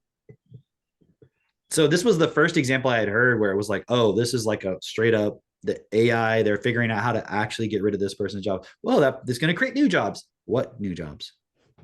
What's this guy going to do now? Yeah. Post stupid shit right? on Facebook. Yeah, exactly. He's like, I'll use my graphic design skills. Right. But it's like he went to school for that. He studied for that. He put all these hours into it, right? And then I was watching this. Yeah, go ahead. Well, just extrapolate that over 5 years. It's like, let's even say he's like, find some little niche in the market. He can do another graphic design gig. Okay. Till when? Okay, but Till when? Yeah, exactly. look at what was that thing that you were telling us about with the computer science guys, the software engineers? Yeah, I was watching this one guy. He was a developer, and I don't know. It's like the Masons. There's 33 levels, right? Like that's so. This guy was like a level 64 at Microsoft developer, and he was like a level 7 at Amazon. I'm assuming that's a very high thing based on the way he was talking about it. Here, let's look it up. Ooh. Level Self-perfected numbers? level It could all 64 just be a one. Microsoft If you're actually salary. walking the process, you're one. And if you're not, you're zero. So There's ones and zeros. so he was making as a level 64 at Microsoft, but his base pay was 125 to 187K, Okay. and annual stock award between 0 up to 60,000. Oh, okay. And then Depending on what level number you are, how 7, many thousands level of dollars you 7, make per year, pre-tax. Dude. level 7 Amazon. So he was making 180 to 240K. Oh, that's sales. So okay, he's 300 making to 600,000. okay, all right. Okay, so I'm saying high level developer, not on the Yeah. management side, not on these like actual development stuff, right? And he has a friend, I guess, that worked that was a recruiter that had access. He paid $17,000 a month for like Indeed's analytics tools for job stuff. And he sent him some numbers about the tech industry. And he was like, for every job that he would be competitive for that was open right now, there was 3 people at least applying for it that were qualified. So that's the state of the job market at that level. And he was like, so I'm going to have, and he was visibly like very upset about this point. He was like, what the fuck? And he was like, I'm going to have to go down 2 levels demotion to get a job to like senior developer. So what does that mean? All the people who had the senior developer level, he goes, if you're a junior level, he's like, I don't even want to show you those numbers. Dude, that's so interesting to just consider from this perspective of like Avery sometimes will bring up the point of like, okay, so in this economy, you spent your whole life at a company, whatever, you get to 55 years old, you're thinking you're getting ready for retirement, and boom, you just got fired. And then they hire 2 more people who, have little less experience, but they can basically do the same things that you do. They can hire 2 of them for less than what they're paying you. And that's what they're doing. Like, obviously, okay, if I'm Amazon, I can get 3 people who are qualified for this position. You know what? You're going to have to take a pay cut. Sorry. I'll take you, and here's your pay cut. And I just fired this guy who's been, he's been at the company for years, and we couldn't justify keeping him any longer. And then I saw this thing from Houston Independent School District the other day, like last week, where they fired like a whole bunch of teachers and staff and like janitorial staff. And then they said, you can reapply, but you're not going to get any of the benefits and you're going to be an hourly employee. Crazy. So just another example in a different industry where these kind of things are happening. And I'm not saying it's only because of AI. Right. It's the AI is just like the thing that's going to drive this to the fucking ground. Yeah. When it starts to actually eat away at all these points. But a lot of it is just because like the debt is accelerating and it's compounding on itself. And it's like, we have to grow more. And then like all these companies, we talked about WeWork. I think it was the WeWork one, but if not, it was another similar type company that was like valued at billions of dollars, went bankrupt recently, and was like $900 million in debt when they went under. Yeah. And it's like, oh, but they had it figured out, didn't they? And like they didn't even, and they're like, well, but their business model was sustainable. Like no one realized that the whole fucking time. Yeah. Like these geniuses. Yeah. These actual fucking geniuses, apparently. And these are the kind of same people. They're like, oh, the Fed's raising the interest rates, and then they're doing this, and then the default rate, and the this and the that. And you're like, you're all just playing this game. And even the people at the Fed are the same fucking type of mindset people that are building these companies, giving money to these companies. They're all actually not that smart. They're in a system. It's the way it is. And they're like, how do we fucking keep extracting value out of it and like convincing everybody to keep accepting it as it is? So What if okay, everybody just stopped buying into it? I mean, that's not a good thing that it, if everybody just stopped working, but like, so this is why everyone's constantly driven to fucking pay attention to media, entertain yourself, put your kids in school, right? And I'll make this point and stop. When you go to school, you learn you're brainwashed. Mhm. Okay. The only reason everybody went along with COVID was because you learned about what a virus is from school, Mhm. where they didn't teach you what it was. They didn't tell you the truth about what we actually know versus what we are pretending we know. Mhm. Just like you were taught a bullshit version of history, you were taught a bullshit version of evolution, you were taught a bullshit version of like every single thing you Finance, learn, finance, business, econ. even mathematics. Like Yeah. you're taught a very limited, narrow view of all mathematics and even what mathematics is in the context of it. Chemistry, science, biology, Psychology. physics, like even physics, everything. You're I'm not saying everything is 100% false, like it's the opposite of what you're told. There's enough sort of truth in there that you can get away with it, but there's mostly narrative control Yeah. so that you grow up being impulse from a very young age that certain things are just true. And this is why they can be like Trump is Hitler. And instead of Dude. going like, oh, that's interesting. What's he trying to do? Instead, you're like, oh, terrible. Oh, he's a fascist. He's going to kill everybody. It's like, do you even know what fascism is? You're like, oh, he's a fascist. But literally the same people supporting the narrative that Trump is a fascist is all these major fucking corporations where you work that are making it so that you can't actually have a career. Yeah. And like now all those people are getting fired and they're like, my cool cushy job where I could show up and do like 2 meetings in a day and have my little latte, and like now I can't get a job and I got fired over Zoom and they don't care about me and they don't have compassion. It's like, yeah, but Trump was the fascist. It's the definition of fascism, right? It's actually fascism. Yeah, yeah. Like the actual what people think it means. So the I think here's a really good place to go into like, okay, the history of central banking and all of that, because we've laid out a really good case of how all this is not working, but then what's at the root of it is Well, and just then real quick to reinforce the point, like the Biden administration, the government, the system is like employment's at an all-time high and everything, and it's like it's actually they're counting part-time stuff and people have multiple jobs. And this I was watching this one like video and this guy's like, you got to have your secondary and your tertiary sources of income, and I'm like three. He doesn't mean like you have 3 businesses you own or 3 like properties or something. He means like 3 jobs. right. And I'm like 3 different fucking jobs. Like Oh. this is how.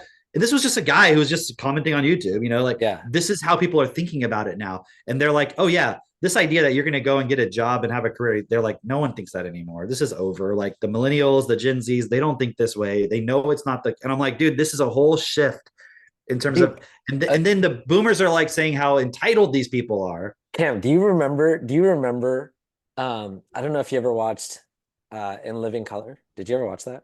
Mm-hmm.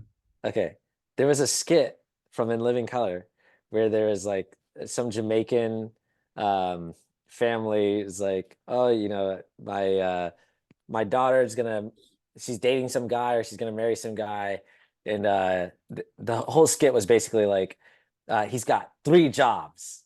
Like, how many jobs does your daughter's guy have or your son have, right? It's like, oh, he's got 10 jobs, right? And what about you? Like, he's only got 1 job, but he's a doctor. Like, only 1 job. Like, but like it was like supposed to be like he's doing really well for himself, but he's only got 1 job. Like, this lazy man. Like, how, you know? But okay, before we get into the central banking thing, it was just when you were saying about how we have within us this point of, oh, a virus, oh, Hitler, all these points where we become emotional. It was reminding me of that point of what that guy was saying about the Jesuits, how when you put religion into a child at a really young age, it's actually indoctrinating it into their limbic system is what you're Like an doing. emotional response. Right. Yeah. Could you talk about that a little bit? Because that's like, because it's not just with religion that's happening. That's all of our Right. education where that's happening. You Right. know? It's happening at an age where, and there's subtly or obviously fear being used. It's the same reason why people have such a hard time when you challenge Santa Claus, because when they were kids, they were impulsed. It's a part of their limbic system. It's a part of their emotional guidance system. So when you're like, don't tell your kids about Santa Claus, I'll ask you guys, you might have already seen it, but I'll just play along with me. Like I posted on Facebook, I said, because I was talking with Max and I had this thought and I was like, dude, I asked Max, this is before I posted on Facebook, I asked Max, I said, Max, if you had a kid, I'm sorry, I said, if you were training an AI, would you tell it the truth about Santa Claus? And he was like, well, yeah. And I said, why? And he goes, because you want to give it like the right information. So then I was like, dude, that's such a good question. So I put it on Facebook. You know, if you were training an AI, what do you tell about the truth? Like, what do you guys think about that? Like, if you asked anybody, Yeah. and like they didn't know what you were trying to do. I think the average person has no fucking idea what you mean when you talk about training. But let's just say they did. Let's say they yeah, did. even with that, they'd probably be like, well, it'd be kind of fun to have that, you know. No, I don't think so. I would like to think people would say you should train it based on reality. No, Like, I think the average person okay, would hold say- on. The AI that you're going to use to help you shop for groceries, you know, navigate your car, like the actual AIs that you're going to use in your life. Okay. If you were able to train that and you were training it, would you teach it the truth about Santa Claus or not? I would like to think that the average person would say, don't tell it Santa Claus is real. Okay, Like, tell Drake, it the what do you truth. think? I think the average person would say, no, obviously I wanted to know that Santa Claus is not real. I think that would be their initial gut response, would just be like, well, no, you'd want to tell it the truth. Because you're going to depend on this AI to do all these things for you. But I think people are so like not there that they're like, yeah, but you know, what's the worst that could happen? It'd be That's kind of crazy. I don't agree with you, but you might be right, but I don't agree. I don't, and I guess maybe that's because it supports the point I'm trying to make. But Mitch, like, I don't think you're but I right. think that people, I haven't tested. We're both speculating. You might be right, but I feel like your comments. Well, I didn't see the comments. I didn't see the comments. I only got a few, and Oh, and then we lost. It was too high vocabulary for the average person. He's like, I only got a few, and then they tick him out. They're like, oh, he's gonna talk about the comments. Yeah, but okay, Mitch, I don't know why you think somebody would want an AI. Dude, I'm telling you, I think there are a lot of people out there that they have like the magic of childhood, and they're like, oh, come on. it's But you think they carefree, would you know? want the AI to have that? Yeah, because it would remind them of themselves. They're like, oh, come on, a little bit of fun. It can't hurt See, anyone. okay, so let me give you some Yeah. more pushback, okay? And let's say you just don't understand how AI works. Yeah. Okay. So if you do that, then the thing is, it's going to learn that that's how reality works. Okay. Mhm. And so it's going to then not understand physics. It's not going to, like, I mean, you and I both know Santa is not real, right? We know it's pretend, it's fantasy, magical, it's fun, all that stuff, right? But do you want the AI that's going to run like your healthcare system? Right. That's going to determine whether your grandma gets the right diabetes medication. I think when you can paint the context of what that means, Yeah. I think that's all I'm saying is average if person the will be person able to- actually has that context is what I mean. Right, Not right, just if they have like the if they're just context, like, oh yeah, no, it's fun. Like, no, like if they actually considered it.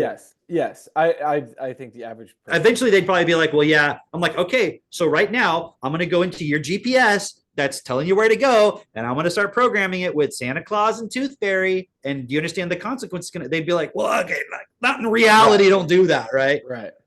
But you will never be able to get them to agree with you on Santa Claus about their kids. You Yeah. could make the exact same argument Yeah, it's logically, and they will not. Like I think we can all agree at a certain point, most will probably be like, okay, well, so you're saying the actual Microsoft's going to do it right now, it's going to affect my life, and like it's going to determine whether you get a job or not. Right. Do you want it thinking, no, there's plenty of jobs. Santa Claus can give you jobs. But no, we need to have a certain number of jobs in the economy. But remember, Santa Claus. Remember Santa Claus? Like he will also bestow upon all the good children jobs this year. And you're like, no, AI, that was just pretend. That's not really. No. You told me it was real. Like, you don't want My that, God. right? Like, if you're being serious and you're a Yeah. real person, you don't want that. But we won't apply that logic to our kids because it's like, yeah, but I really want them and they're a human. And that's like, I can literally see the person going, but they're a human and they need to have that feeling of magic. And you're like, Right. so you literally want them to be inferior to the AI. That's actually what you're saying. And you also want to fuck up their ability to reason properly, because the way in which you're training the AI is very similar to how you're training a child with every word and story you tell it. So here's the thing that they also don't understand is that you're literally creating this system. Like, you're literally participating in creating this system that cannot work. It cannot work because all the points that are in order to make this a world where it is best, where we actually enjoy it, where we can all come together and say, oh, okay, like this doesn't fit here. Like we need to change these things. You're literally destroying that at the fundamental level. That's what they really don't understand, is because most people, they don't think of themselves as important at all, or like as a piece of this system that's making it viable. They think of themselves as the same way that they've been taught to think of themselves, which is just like, you're a consumer. You're the, like, you eat the end product and you just do what we tell you to do. That's all you are. You're not. Which is a product of brainwashing, right, of all the points that I've wanted to put into them since a child, which has developed a sort of just general unconscious understanding of who you are and what's your place in the world, which evolution plays a big part in that. All the narratives of history and everything play a part in what you're taught in school, in the media, and everything. Of just, it's like, I'm just a drop in the ocean flowing along and I don't have any say over anything. But then we'll get angry if Trump tries to destroy our democracy. And it's like, well, what does democracy fucking matter then? yeah. Does it matter or not? And if it matters, then doesn't that mean like our voice matters and our say matters and what we think matters and our opinions matter? Like, doesn't that kind of matter? And then at the same time, though, we're like, actually, it doesn't matter because we know it's not really a fucking democracy. It's bullshit. Right. But then even in that belief right there, we're accepting it as the way it is. Yeah. And then what gives the people, let's say we don't have a real democracy, it's total bullshit, it's all manipulated. Then why do we even have a sham? Mm-hmm. Yeah. What's the point of having the, like, oh, did he freeze again? Oh. Yeah. Or he's really good at holding this face. He's penetrating the airwaves. But yeah, why do we even have a sham is where we lost you, Cam. Yeah, like, why do we even have the appearance of it? Why is there even this narrative that we have a democracy? Because that's important for us to accept that we do. Because the reality is we actually do, as individuals, collectively have power. Mm-hmm. And it's kind of jumping, but like that Alexander Dugin point, we watched a video of him being interviewed by Tucker Carlson, which I recommend people look up and watch. And he was asking Dugin, like, well, where do you feel like the West has lost its way? Like, how did it go from liberalism of freedom to now it's like, you don't even know if you're a boy or a girl? And he was saying, like, it's this hyper focus on individuality as more important than the collective. This is the point about, and he said, it's not about the majority, it's about the minority. And so in America, people have become so like, oh, I'm an individual, that's the most important thing. And it's like, the logical conclusion, it's just like with the economy. If you have a debt-based system, you don't have a choice. You have to grow, even if you don't need to. Like, imagine as a family, like, you have 3 kids or 4 kids, right? Mm-hmm. But imagine if you like had to have another kid and you had to have another kid. You just had to keep having kids. Like, why? I've got 3, it's enough. Or imagine you have 3 kids and you buy groceries and it's like, no, you need to buy more groceries next month. Like, why? I don't need more groceries. No, you need more. And then the next month you need more than that. And you need to buy more than that next time. It's like, why? Like, that's kind of how our system feels. It's like, you just have, but the reason why, and people challenge that, but the reason why is because the way everything is financed is through creating debt where money is printed, which in itself, there's a lot of people like this modern monetary theory where they're like, actually, we could just print the money, and like as long as it's going to a productive use, it won't actually cause inflation. It won't actually be a bad thing. Like even if there is inflation, it won't really matter, because as long as you're actually creating something with the money that you're creating out of nothing, and it's going to the people and actually making things that matter, it really doesn't. It's irrelevant. Like, so even with like, it's just the government just prints money, like, and they just keep printing money, and it's like that's actually not the problem. The problem is it's not the government printing the money. It's a private bank that just wants to make money on that. What do they need that money for? Yeah. Like, so why is there a fee to print? Like, couldn't the government just be like, we're just going to print the money and like, well, but that would devalue the currency in everyone's eyes. It's like, not if you made really cool shit and everybody wanted to be like you. They'd be like, dude, we love your money. Like what you create, we love what you're doing. Like we want to be a part of that. Like money is not real.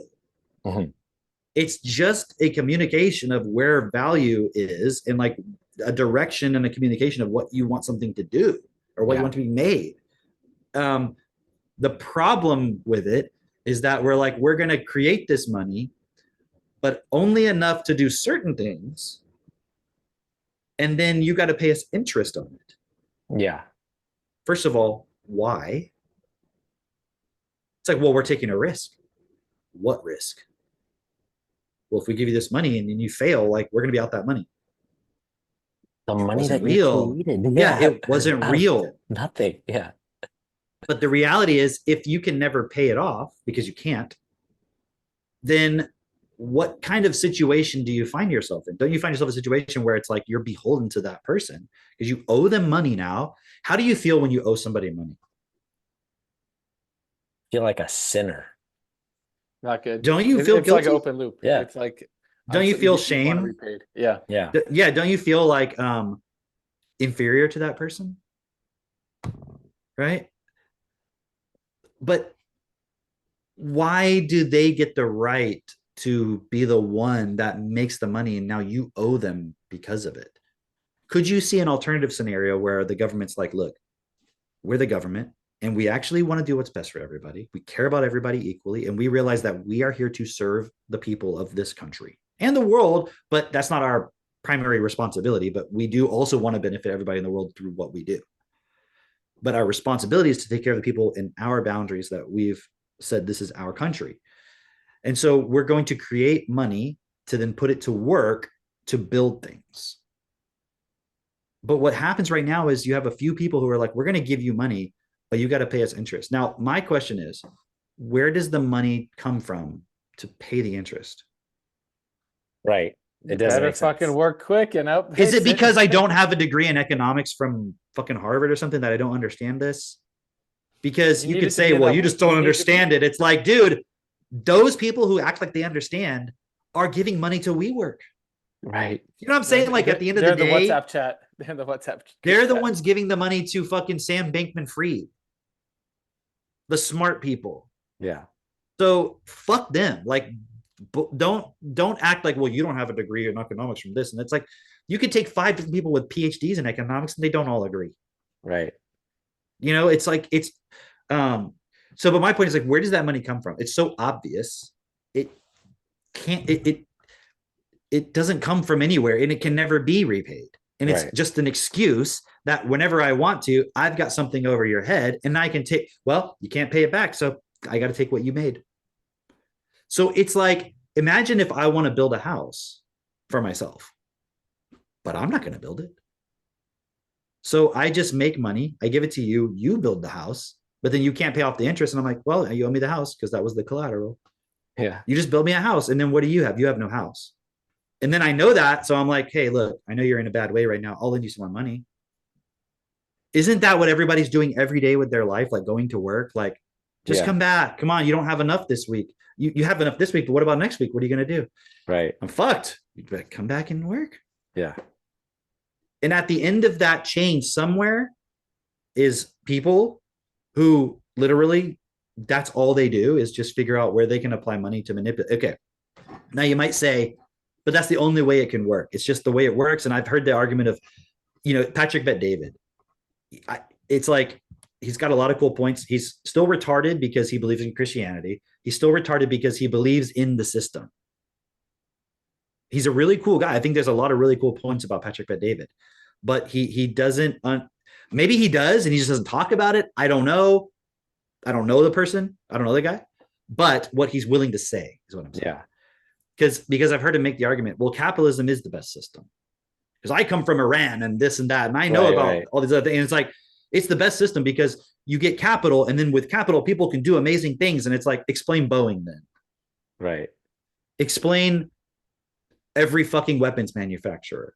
Explain Palantir. Explain Amazon. By definition, Patrick Bet-David or any capitalist cannot question anything Amazon does because they're way better at it than they are.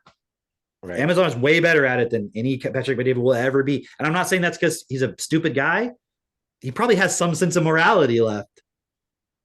So, but it's like, if you want to be those guys in the current system, the way it works, you got to be willing that if somebody steps on your toes, that you'll kill 1 million people. That's what you have to be willing to do. And you say like, well, that seems a little bit exaggeration, right? But when you start actually looking at history, not this bullshit you've been taught, the reason why World War I was started, the reason why World War II was started, the reason why Gaddafi was taken out in Libya, the reason why Saddam Hussein was taken out, probably the reason why North Korea exists the way it does, I would assume. Venezuela, all of these points, like, you start looking at it like I don't want to go too far. I mean, I do, but I'm just kind of like going on and on. There's so much more I could say, but I want to see what you guys want to add to it. No. I want to add this point because it's like this point that you're talking about, this debt-based system. There are just a few banks that are basically manipulating the world through this system of, hey, we have an agreement with this government, with that government, etc., and you owe us money. So when you owe us money, you gotta tax your people, and the money's got to come out of them and into our account. And we're saying you tax them now, so put the squeeze on them. And then everybody as an individual is feeling that. And then you've got these things where people will talk about free energy and things like that. But there is, regardless of what you think about that, whether it's real or possible or whatever, there is a clause within the United States government in our laws that basically says, if there is an invention that is created that threatens the economic security of a country, or just the general security, but specifically economic is included in there, we will make this a private invention, which means you as the inventor can never talk about it. If somebody's researching this, we are going to shut them down. It is a private invention, and you cannot look at the patent. It for all intents and purposes does not exist, right? And that to me is just like, that should be a really clear indicator for anyone who's looking of, there are special interests at play when it comes to how the economic system runs in this country and in the world. If something is going to be disruptive towards that, let's say, for instance, you found a technology that makes it so that you don't have to rely on the oil and gas industry because it makes things super cheap. And you can see like, oh, wow, we would stop spending trillions of dollars a year just in this industry alone if we had this energy resource as an alternative. Well, then that's clearly going to disrupt the economic system for whoever is controlling oil, the money that they're lending out because of oil. It's got an effect that's not just influencing one person. This is influencing very many powerful people who want to stay in power. And it's the same. It's why the banks who are lending out this money would say, well, these are the guys that pay us. This is where all the revenue actually comes through. You pay them, you as a citizen pay them, and they pay us. and we lend out money. We lend out trillions of dollars, and we make trillions of dollars from them. So we're going to keep that system in place. If anything were to disrupt that, we would lose money. So you, as a government, need to make sure that does not get disrupted. This does not get disrupted, right?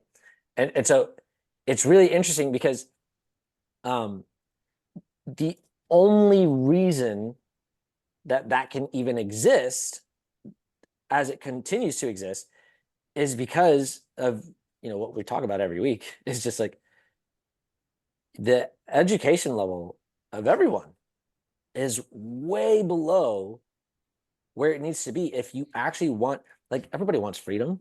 Everyone wants to live an enjoyable life. Everybody wants to, like, if you want to live a life where you don't have to feel like ashamed of your life or in debt or like you're doing something wrong, or that your life is not your own, that you have to work for some corporation for your entire life, for all your good years. And then when you die, you don't even get to die with any money. You don't even get to leave anything to your children. And that's where the current generation is at, by the way. Like, right. The boomers had the highest, is the last generation that has a higher standard than their parents. Right. The generation after that is less, which means what are our generation's kids going to do? They won't even have our generation as the safety net like our generation had from our boomer parents. And the argument that people will make is that, oh, see, well, I can't give my child a better life than what I had, so I'm not going to have children. This is where people are saying I can't even afford to have a family because, and then you see and this is the point about the taxing, the inflation, all this stuff. It just constantly puts people in a state where they're like, I can't focus on anything else. I can't think about anything else. So it's like, even the point of getting women to go into the workforce, then you get more tax money, but it's like in itself, that's not the long-term point. Mm-hmm. Because eventually that money is a finite amount, right? Yeah. You just doubled it. Great. But you're not doubling it every year. You doubled it once, basically. Yeah. So what's the long-term point? The long-term point is now you have both mom and dad that are only ever, and then everything rises to the point where mom can't come back to the house. So they can't educate their kids. So you get the child next to go into the daycare system that costs $24,000 a year, right? And no one has any time to sit and actually educate themselves on things. Like we're talking about, like this history of central banking. I guess it's a book, but that we found a video where the guy's reading the book or whatever, and it's got some really cool points. And you wouldn't have time to even sit. It's like 3 hours or something. Yeah. Right. To actually sit, and not that you have to do it all at once, but even 30 minutes a day, because you're like, I got to do something else. And then you're distracted by your TikTok. Like, I don't have TikTok. I have Instagram, but I never even use it. I only use it if I'm going to post something because I'm like, well, it'll post it there and Facebook. Yeah. So instead of going just to Facebook to post, I just use the Instagram. But I'm not going there watching reels. If you're doing it to get cool stuff to look at and understand, fine. But I'm saying it's like people are not able to sit and educate themselves. Like, why would you go to school when literally you could just buy the books and watch YouTube videos to learn anything? Yeah. And then there's some things like welding where you have to get some hands-on experience, but there's a solution for that too. It's not like you have to go to university for that. What the fuck are you learning at university? All you're learning at university is the way to keep the system running as it is. It's just the next level of indoctrination of like, keep the system as it is. And then you get the master's and you get the doctorate, and it's like, you're fully indoctrinated and people think you're smart. And it's like, it's so interesting watching like Brett Weinstein, for example. Then he's like learning about polio. Yeah. And I'm like, dude, I knew this shit. I don't have a PhD. Yeah. You know what I mean? Right. I can see through that. And then you realize like, oh, all the stuff people fear about viruses and so forth goes back to polio and Spanish flu, these stories we were told. And then you start looking into it and you're like, the whole story's a lie. Yeah. The whole thing is so fucked. All of this is a fucking narrative. Let's take World War II, for example, right? Why? Okay, you guys both grew up in America. You went to public school, right? Yeah. Okay. So I know the answer, probably, that you're going to say, but I want to hear what you guys say. Why did Japan attack us? According to what you learned in school, what's your just like the thing that you know that everybody knows? Why did Japan attack us in World War II? I'm trying to remember the reasoning See, that they hold on. gave. You're trying to even think about it, first of all. Yeah. Yeah. That's the exact I don't response even. any fucking average person on the street would have. Yeah. It wasn't I made don't even Or they'd clear. remember. immediately be like, oh, they wanted to sneak attack us. Like they would have no But even reasoning that, as to why that happened. but because I remember what I was taught was that they actually did send a message to the US that they were going to attack before they attacked. And the US basically ignored it and claimed that like, oh, we didn't get the message. You were taught Like, that in school? no, I was not taught that at school. Okay, I was like, I was there's no taught way you that. taught that in school. Yeah. I don't even remember. I thought it was like they made some pact with Germany, or like the U.S. started creeping in on them, and then they had to like. I don't fucking remember. Right. Nobody remembers. No one knows. Yeah. And then if you start going into the actual, like, okay, but that's not why countries attack each other. They just randomly do it. It's like, why? Like, you're going to disrupt your whole fucking economy potentially and like get They totally just wanted to fucked. be a part of the World War. It was a world war. So, So it's like you start looking They at don't it and want to it's feel like, left out. okay, there was all this economic stuff going on and pressure being put on Japan. They never tell you that part. yeah. Why was that happening? And then you start digging further and then you realize like, oh, they had a bank, a national bank in Japan. And there was a certain point where they were doing a lot of interest in all this stuff. And then there was some guy going on lecture tours explaining how, you could use your bank as a government in a different way to help the people. And the people in Japan and like all the economists really liked what the guy said. And they were like, hey, let's do that. Let's take this different approach. And like, why do we have to do all the interest and all that? Like, let's take it to actually build our country. And they started doing that. And that's why when I always ask the question of what did Germany and Japan and Italy all have in common? Like Japan, what the fuck did Japan? I thought Hitler hated non-white people. Right. Right. Right. And like, did Japanese people just hate Jewish people? Like, what was the connection there? Yeah. And it's like, oh, they were like, we don't want to go along with this idea that's spreading to the world of let some private people come in and charge a bunch of interest and control a nation and basically enslave people to them so that they can just live off the interest. Yeah. Maybe you have some leaders who are like, we actually want to do what's best for our country and like rebuild it. And obviously they're going to benefit too, but like you're going to use it to do shit. Like that's what Hitler was doing. Yeah. That's what Japan was doing. That's what united them. It wasn't anything else. And it's so interesting because there was this whole thing recently about, remember with the nuclear bombs and all this, and like people going like, well, what was the point they were making? Because it was like Tucker was questioning of like, remember he said that point about, if you justify dropping nukes and killing hundreds of thousands of civilians, like there's something wrong with that. Yeah. Yeah. Yeah. And then all the people are like, oh, Tucker's fucking retarded. And like, how could you question why we had to drop those nukes? And then you start digging into the history and you're like, Japan was already going to surrender. There was no reason to do it. Yeah. It was like, there was a whole strategy. And then you're like, but then even that's accepting that it was justifiable to fight the Japanese in the first place. Right. Because you're like, yeah, but it did let's assume it's a lie that they were going to surrender. Okay. And really it had to be done to stop the war. Okay. But why were we fighting the Japanese? Yeah. Like, imagine literally all the Americans were buying into this war so that we could be enslaved right now. Like we're buying, and I'm not saying, oh, it'd be great if Hitler was the ruler of the world or Japan. I'm not saying that, but I'm saying what we were fighting for was the point that we can have people to continue to control our economy for their private interests. And we never get a say in it. And then everything so you go to the Civil War, JFK, World War I, World War II, fucking, like the whole thing with Libya. The guy was like, we're not going to do this fucking interest bullshit. We're just going to create money. And like, I might be getting different leaders mixed up, but it's like, imagine you get married. We're going to send you a check for $50,000.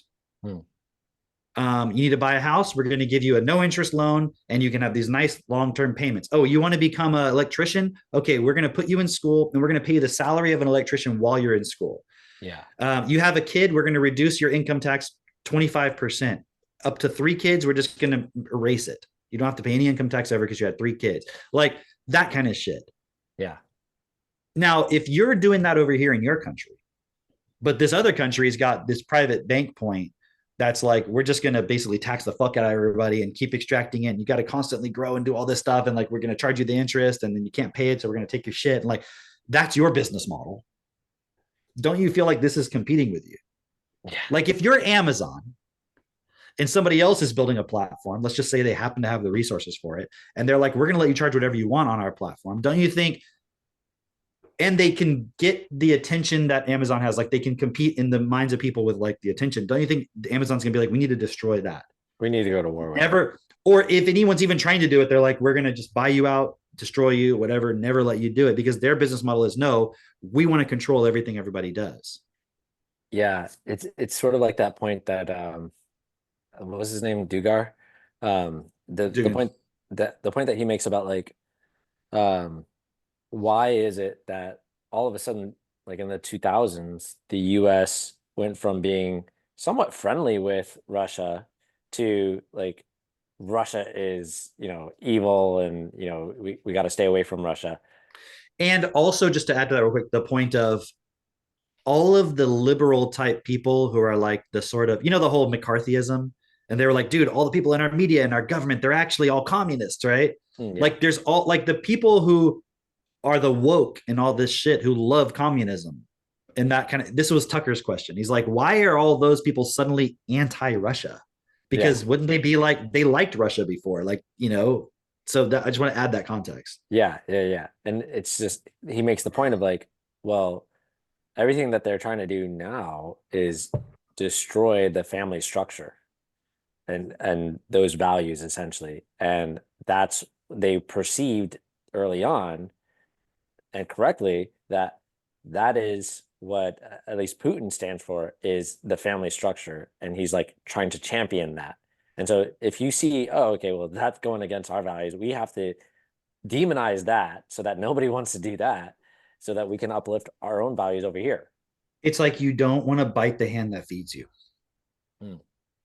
So how many, explain that? Yeah. Let's just say like how many young college kids are totally buying into DEI, oh yeah, oppression, victim narrative, all that kind of, post-structuralism, critical theory, all the transgender, all this stuff. They're actually it might sound crazy. And again, I just want to give a caveat real quick. It's not like we could just end central banking and usury and that solves the problem. Right. Because what happens is people think that's the problem. And then they go, well, I noticed it's all Jews running the banks, so it's Jewish. That's where the anti-Semitism, all of these, it's like, that's where it becomes a distraction, where it's like, it becomes still an us versus them. Mm-hmm. It's not about that. Right. It's about all human nature. Because if you're gonna go and blame anybody, it's like you're accepting the system in the first, like, and this is the real problem, is like the average majority of people would just defend the system anyways. Yeah. Because you're born into the system. You're born into it, you're programmed with it. And so are the people running the banks and so forth. It's not like they're any more evil than anybody else. They're just in a position where they're totally programmed that that's just what you do. And they don't know how to change it. Like going back to your point about education, what are they supposed to do? Right. They don't even know how to question it until they find our group. What was the point you were making right before that? Kind of went off on a tangent a little bit there. I was trying to add some the traditional values of what Putin stands for, of a family. I was going to make this point of like, it's interesting because Dugan made this point of how the focus on individualism and not realizing, he didn't really articulate a theory of it. It was just implied that there should still be some understanding of a responsibility to the collective. Right. Yeah. If you go read Bernard's blog, would you mind pulling it up real quick? Which one? Well, while you're doing that, I'm going to make just the main page. Okay. I'm going to make a point real quick. Just pull up the timeline page. Okay. Because that way people see that. It's weird because the people who are the quote collectivists are actually the individualists. Does that make sense? Like they're all Yeah. about, it's about the individual and my expression of myself and my uniqueness. But they're using the collectivism as the weapon to try to further individualism. And then you have someone like, let's say you agree with Dugan about Putin. It's just one example. Somebody who's like, no, we actually believe that the individual shouldn't be controlled by the minority or by special interests and so forth. And there's value in that, but you have a responsibility to the collective. So it's like this weird paradox where if you actually value individual rights for real, you actually have to realize your responsibility to the collective. Um, uh, okay, hold on. Stop sharing for just a moment. It's not what I was. Let me see if I can find what I was thinking of. I just assumed it was. Yeah, and within all this, right, is like we have that phrase, shout out Bernard, that interchange without immediate outer change is a lie. So it's like looking at this outer world that we see with all this shit we've accepted and allowed, bringing it back to ourselves. Every Hold on. time we go into blame, Yeah. it's like we're just perpetuating that shit. Let me see if I can find.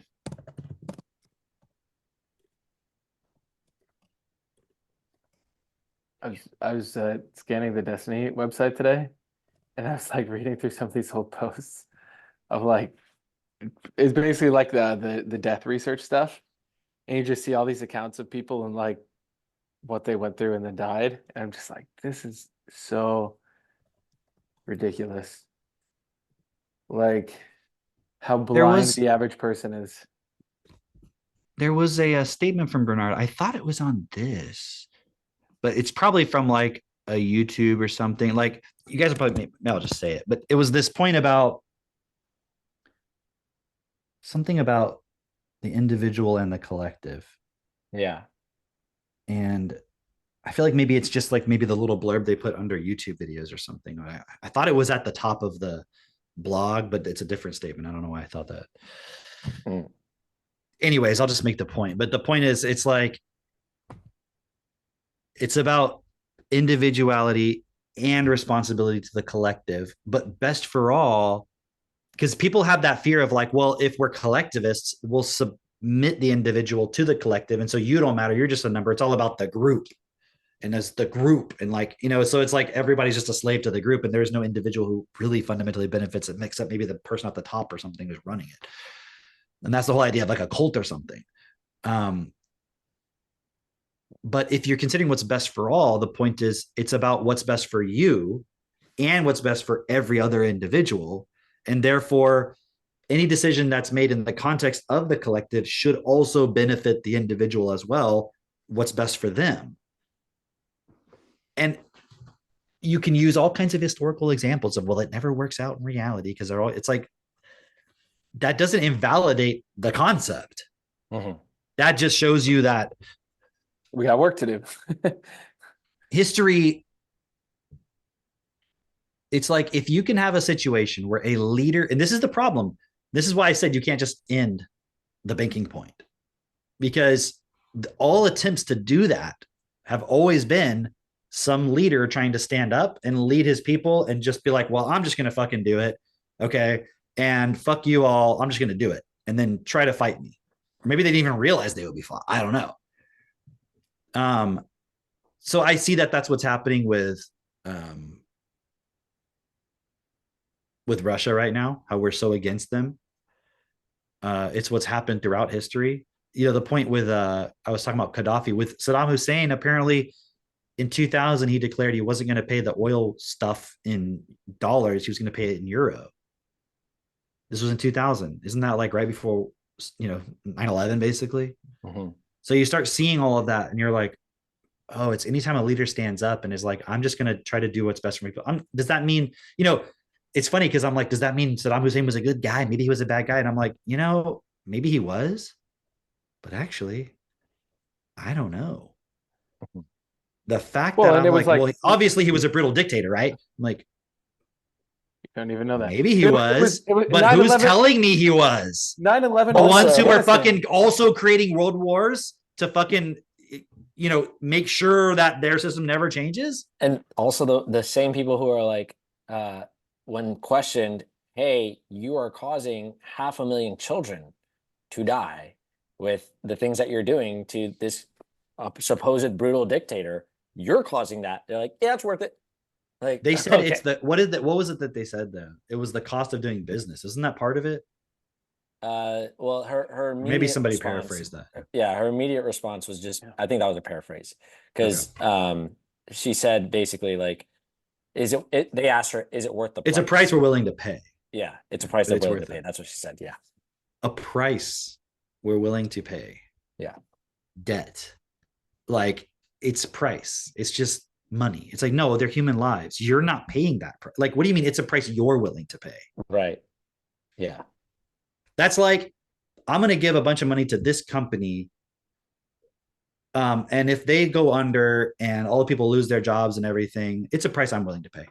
It's Right. like, I'm not paying that price if that happens to them, because Yeah. what was the price? Well, I just lost my investment. That's not a price. You didn't pay the actual price. They paid the price. This is the appeal of Jesus.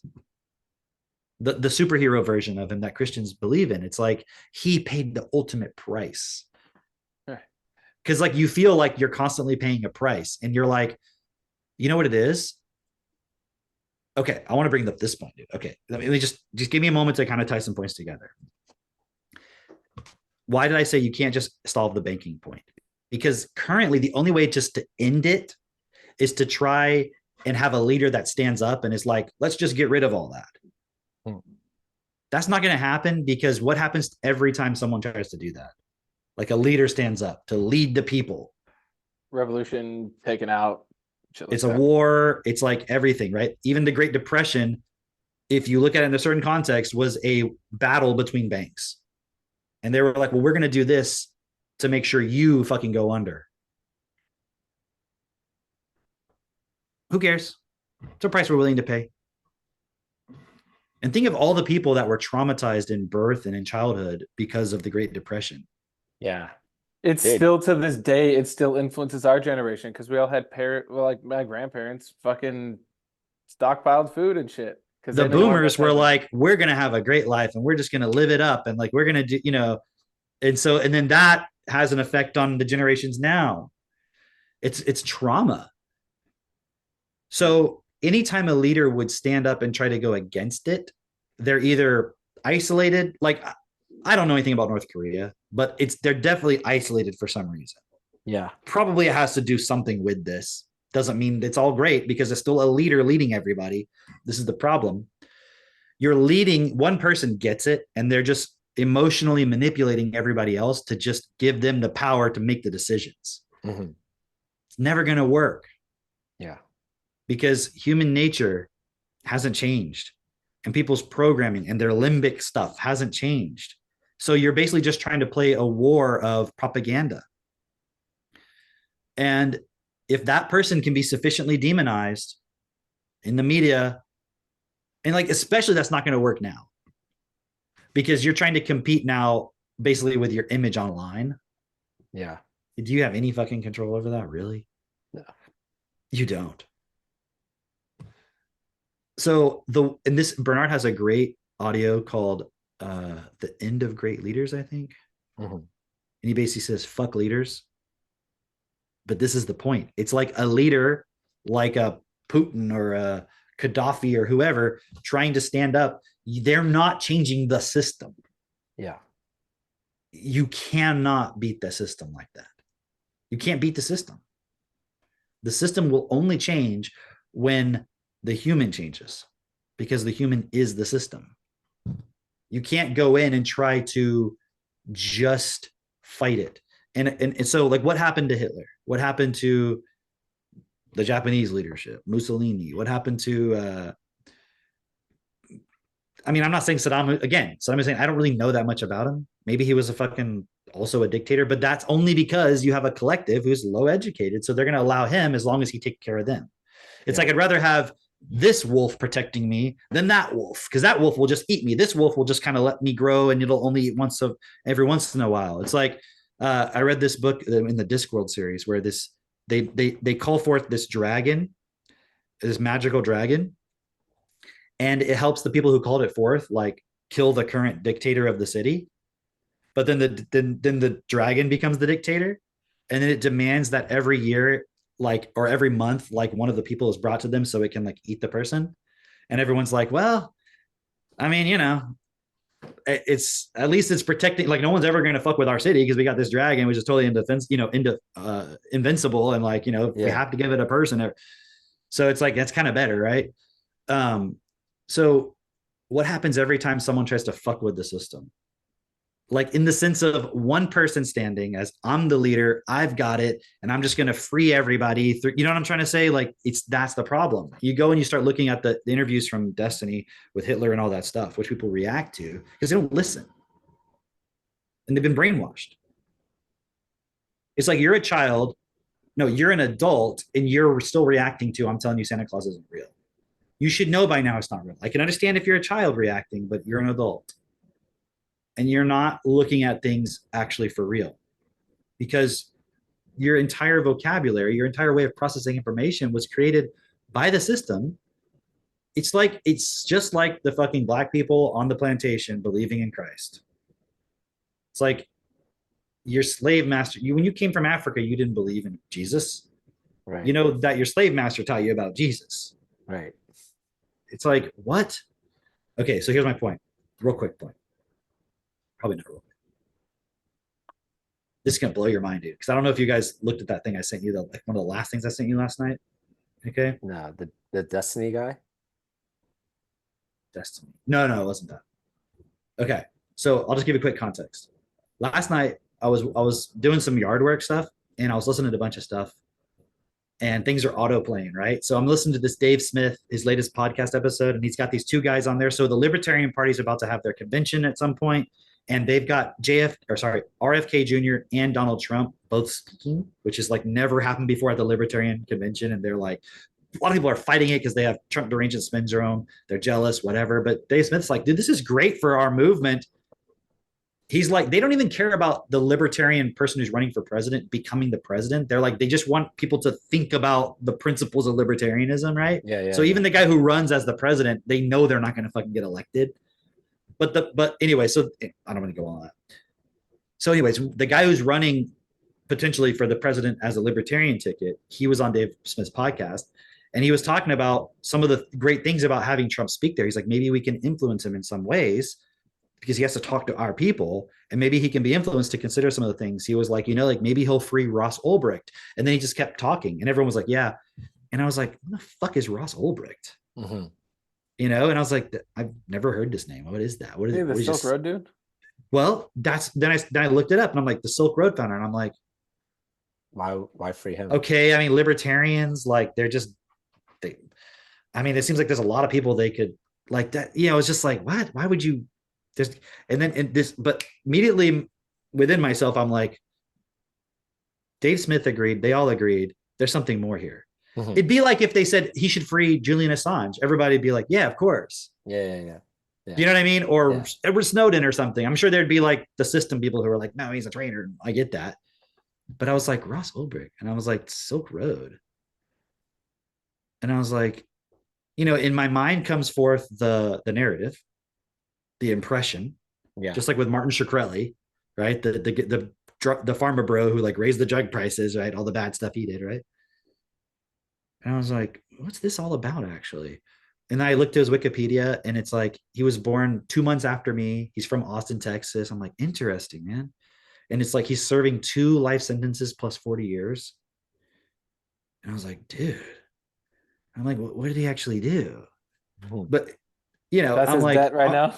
I'm immediately on YouTube going, the truth about Ross Ulbricht, right? And then I'm getting all these videos of like crypto people and like Bitcoin people like talking about him, and like no one actually telling the story. So I never got someone to tell the story. But then I watched this guy who was reading a letter he got from that guy from in prison, reading a letter that like the second letter that he had sent him, just talking about something. And I was like, there's something here, man. So then I found this video from 2021. Oh, I watched a video of his parents being interviewed on CNN, and they weren't like, oh, it's, I don't know why our son is such a criminal, and we were, it was more like, they're like, no, it's lies. I'm like, and they seem very reasonable. Yeah. And I was like, something's off here, man. Because I thought he was like some, mastermind Cameron's a fucking criminal. detective. You know what I'm saying? Like criminal guy. Yeah. And I'm like, and but if you go and look at the Wikipedia, it's like, oh, he hired 7 people to like, he did like 7 murder for hire plots, and you're like, so immediately the average person would be like, oh, this guy's fucking terrible guy, right? And I'm like, Yeah. You keep reading, he never got convicted for those things. They brought him up, they never proved it, but then the judge considered it in his sentencing. Wow. And they originally offered him a plea deal of 10 years. Okay. And I was listening to Joe Rogan interviewing the guy who made I guess there was a movie about this maybe recently, or I don't know. Uh-huh. And he made a movie about it, a dramatization thing. And in it, like, the guy actually does he orders the hits and stuff. And the guy was like, hey, I actually, when I started looking more into this, I felt like I owed the guy, hey, if you ever want to tell your side, documentary, whatever you want to do, I will be there and I will help you make it happen, because I'm making this story. It's a story, it's fictional, but it's based on your life. But if you ever want to tell your side, I feel like I owe you that. So it's really interesting. And I'm like, because Joe Rogan was like asking him like, but what about that? And he's like, well, actually they never proved it. So you can kind of tell the guy wasn't the guy who made the movie wasn't like, oh, the guy's terrible and I'm trying to do it. You know what I mean? He was like, they never actually proved it in this. And Joe Rogan was like, why did they only offer him 10 years originally? And he was like, well, maybe like at the time, like, why didn't he take it? He's like, he'd be out of jail right now. And he was like, maybe he was beating him at the time. And maybe he thought, and then I was like, dude, he didn't do the plea deal. He was beating them. And then it's like, they threw everything at him. Like, it was like, there was nothing he could do to win. And then they bring in this like murdered stuff. So then it's like, now we can, that was considered in the sentencing. Mm-hmm. Does that make sense? Even though it wasn't proven, which, how is that legal? Yeah. It doesn't make sense. So I know we have limited time because I have another call shortly, but so then I listened to this speech he did. I sent it to you guys at a 2021 Bitcoin conference. Uh-huh. He called in from prison. Like, while he's talking, you keep hearing it go, this is a call from a federal prison. It'll like interrupt him and then he'll have to pause and and in his speech, he keeps repeating, I want you to understand what it's like to lose your freedom. And then he talks and he gives a story or explanation. And then he comes back. I want you to understand what he's talking to, like the Bitcoin people. And he's like, when I started, it was only Bitcoin, like when he started, right? So he was like saying his idea was that it would have an open market where Bitcoin, because Bitcoin is, I guess, anonymous. I don't know that much about Bitcoin. It's anonymous. And so he wanted to create a marketplace where you could be anonymous.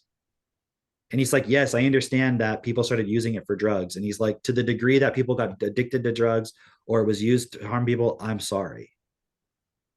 And he was like, to the degree, because he believes all in Bitcoin and all this stuff, he was like, to the degree that what I created slowed down the progress of the crypto and the stuff, he's like, I'm sorry. And I apologize to you guys, but I'm really proud of how much you guys have created since then and everything. There was no remorse about, like, you know what I mean? It was like, he was totally defending people. Like what I did. He said, he's like, basically he explained, like, when he started it, he had these ideas that it would be like this free open place where everybody could just basically be kind of free from the system. Mm-hmm. And he was like, I was rash and I was impulsive and I created it. And maybe I should have thought through and not tried to just be the one that's going to free everybody. Mm-hmm. Mm-hmm. And I was like, okay, this is interesting. And I was like, it's like, he's the one, like, and he wasn't like, the guy was obviously very humble about the point, at least in the context of, but apparently also when they arrested him and stuff, he wasn't running Silk Road anymore. Huh. It was like, he kind of, I don't know the exact details of it, but he had given the reins to somebody else or something. And then, so even the points about where there were these murder plots uncovered and stuff, it was like, he wasn't even the one in control of the email that was doing it. So who actually was doing these things? And could it just have been? Yeah. And so, and then also some of the cops, like, I don't know if they got prosecuted or whatever, but they were in there because they couldn't get him initially. So they like started trying to steal the money from it and stuff. And there was this whole other bullshit going on. Like, it's crazy. But he was talking about being in solitary confinement, the hole he called it, and for like months at a time, and like his mind like going crazy, and then him going into this point of like the only thing that saved me was going into a point of gratitude. He was like, and he's like, it was really hard. Like, what can I be grateful for? He's like, well, I'm here in this place, and at least I'm getting fed, food every day. That's not poisoning me. Okay. Mhm. And so he was like going to this point of gratitude. And I wanted to go on this rant for the first place because there was a point about gratitude that I was thinking about, and it's like I don't remember what it was. Maybe it'll come to me, but um, it was like the other reason why I brought this up was like, oh, number one, my suspicion is that the real reason the system went so hard on him was because, let me ask you, Drake, what trade does the intelligence agency run or The trade drug in trade. yeah. They run the drug trade. Yeah. And then suddenly it's like you're creating your own banking system for Yeah. The drug the trade. drug Yeah. trade of anybody. It's kind of like Hitler coming in and being like, we're going to just do our own thing over here. You know what I So mean? yeah, I'll share this because like long ago, um, this is early 2010s. Oh, is this where you got your nuclear bomb from? Yes. You're on Anyway, the dark web. Yeah. so actually I still get emails that say like your email is associated with the dark web or whatever because I made a Silk Road account. And I created a Bitcoin wallet and all this. And my friend and I were considering buying drugs on the Silk Road.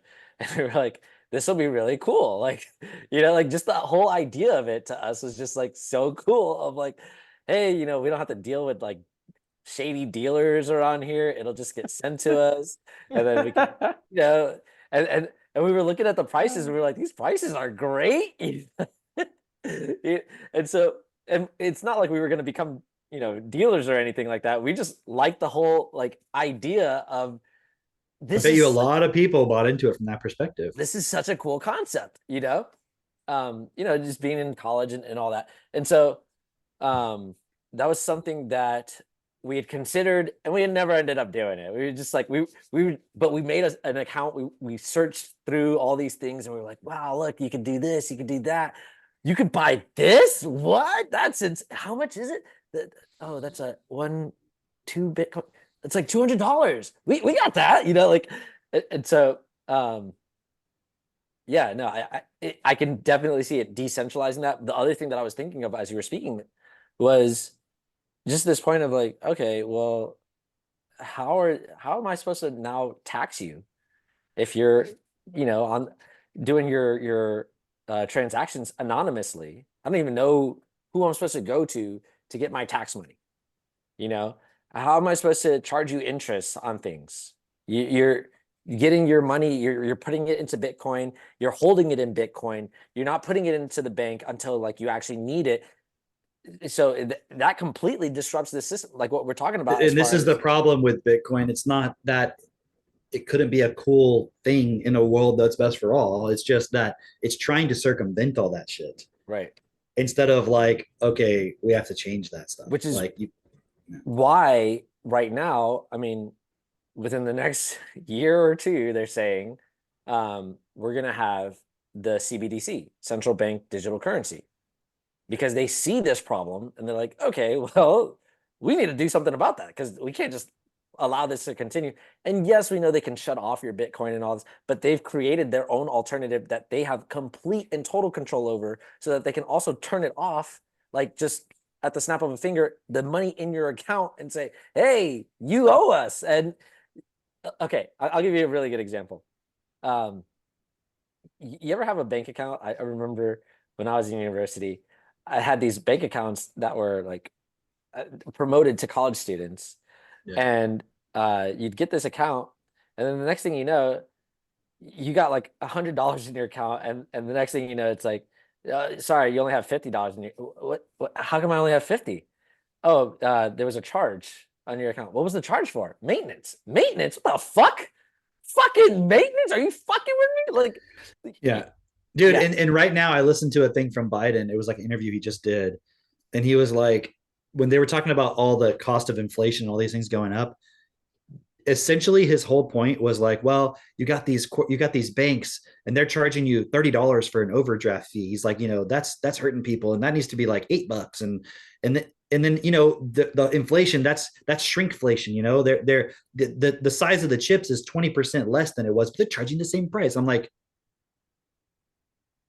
oh, he can't actually talk about the truth, whether he agrees with it or not. Like, he can't be like, look, do you want to understand why the economy is fucked and there's nothing I can do about it? There's nothing Trump could have done about it. There's nothing anybody could have done about it. And the last person who maybe was saying they were going to do anything about it, his nephew's running for president also.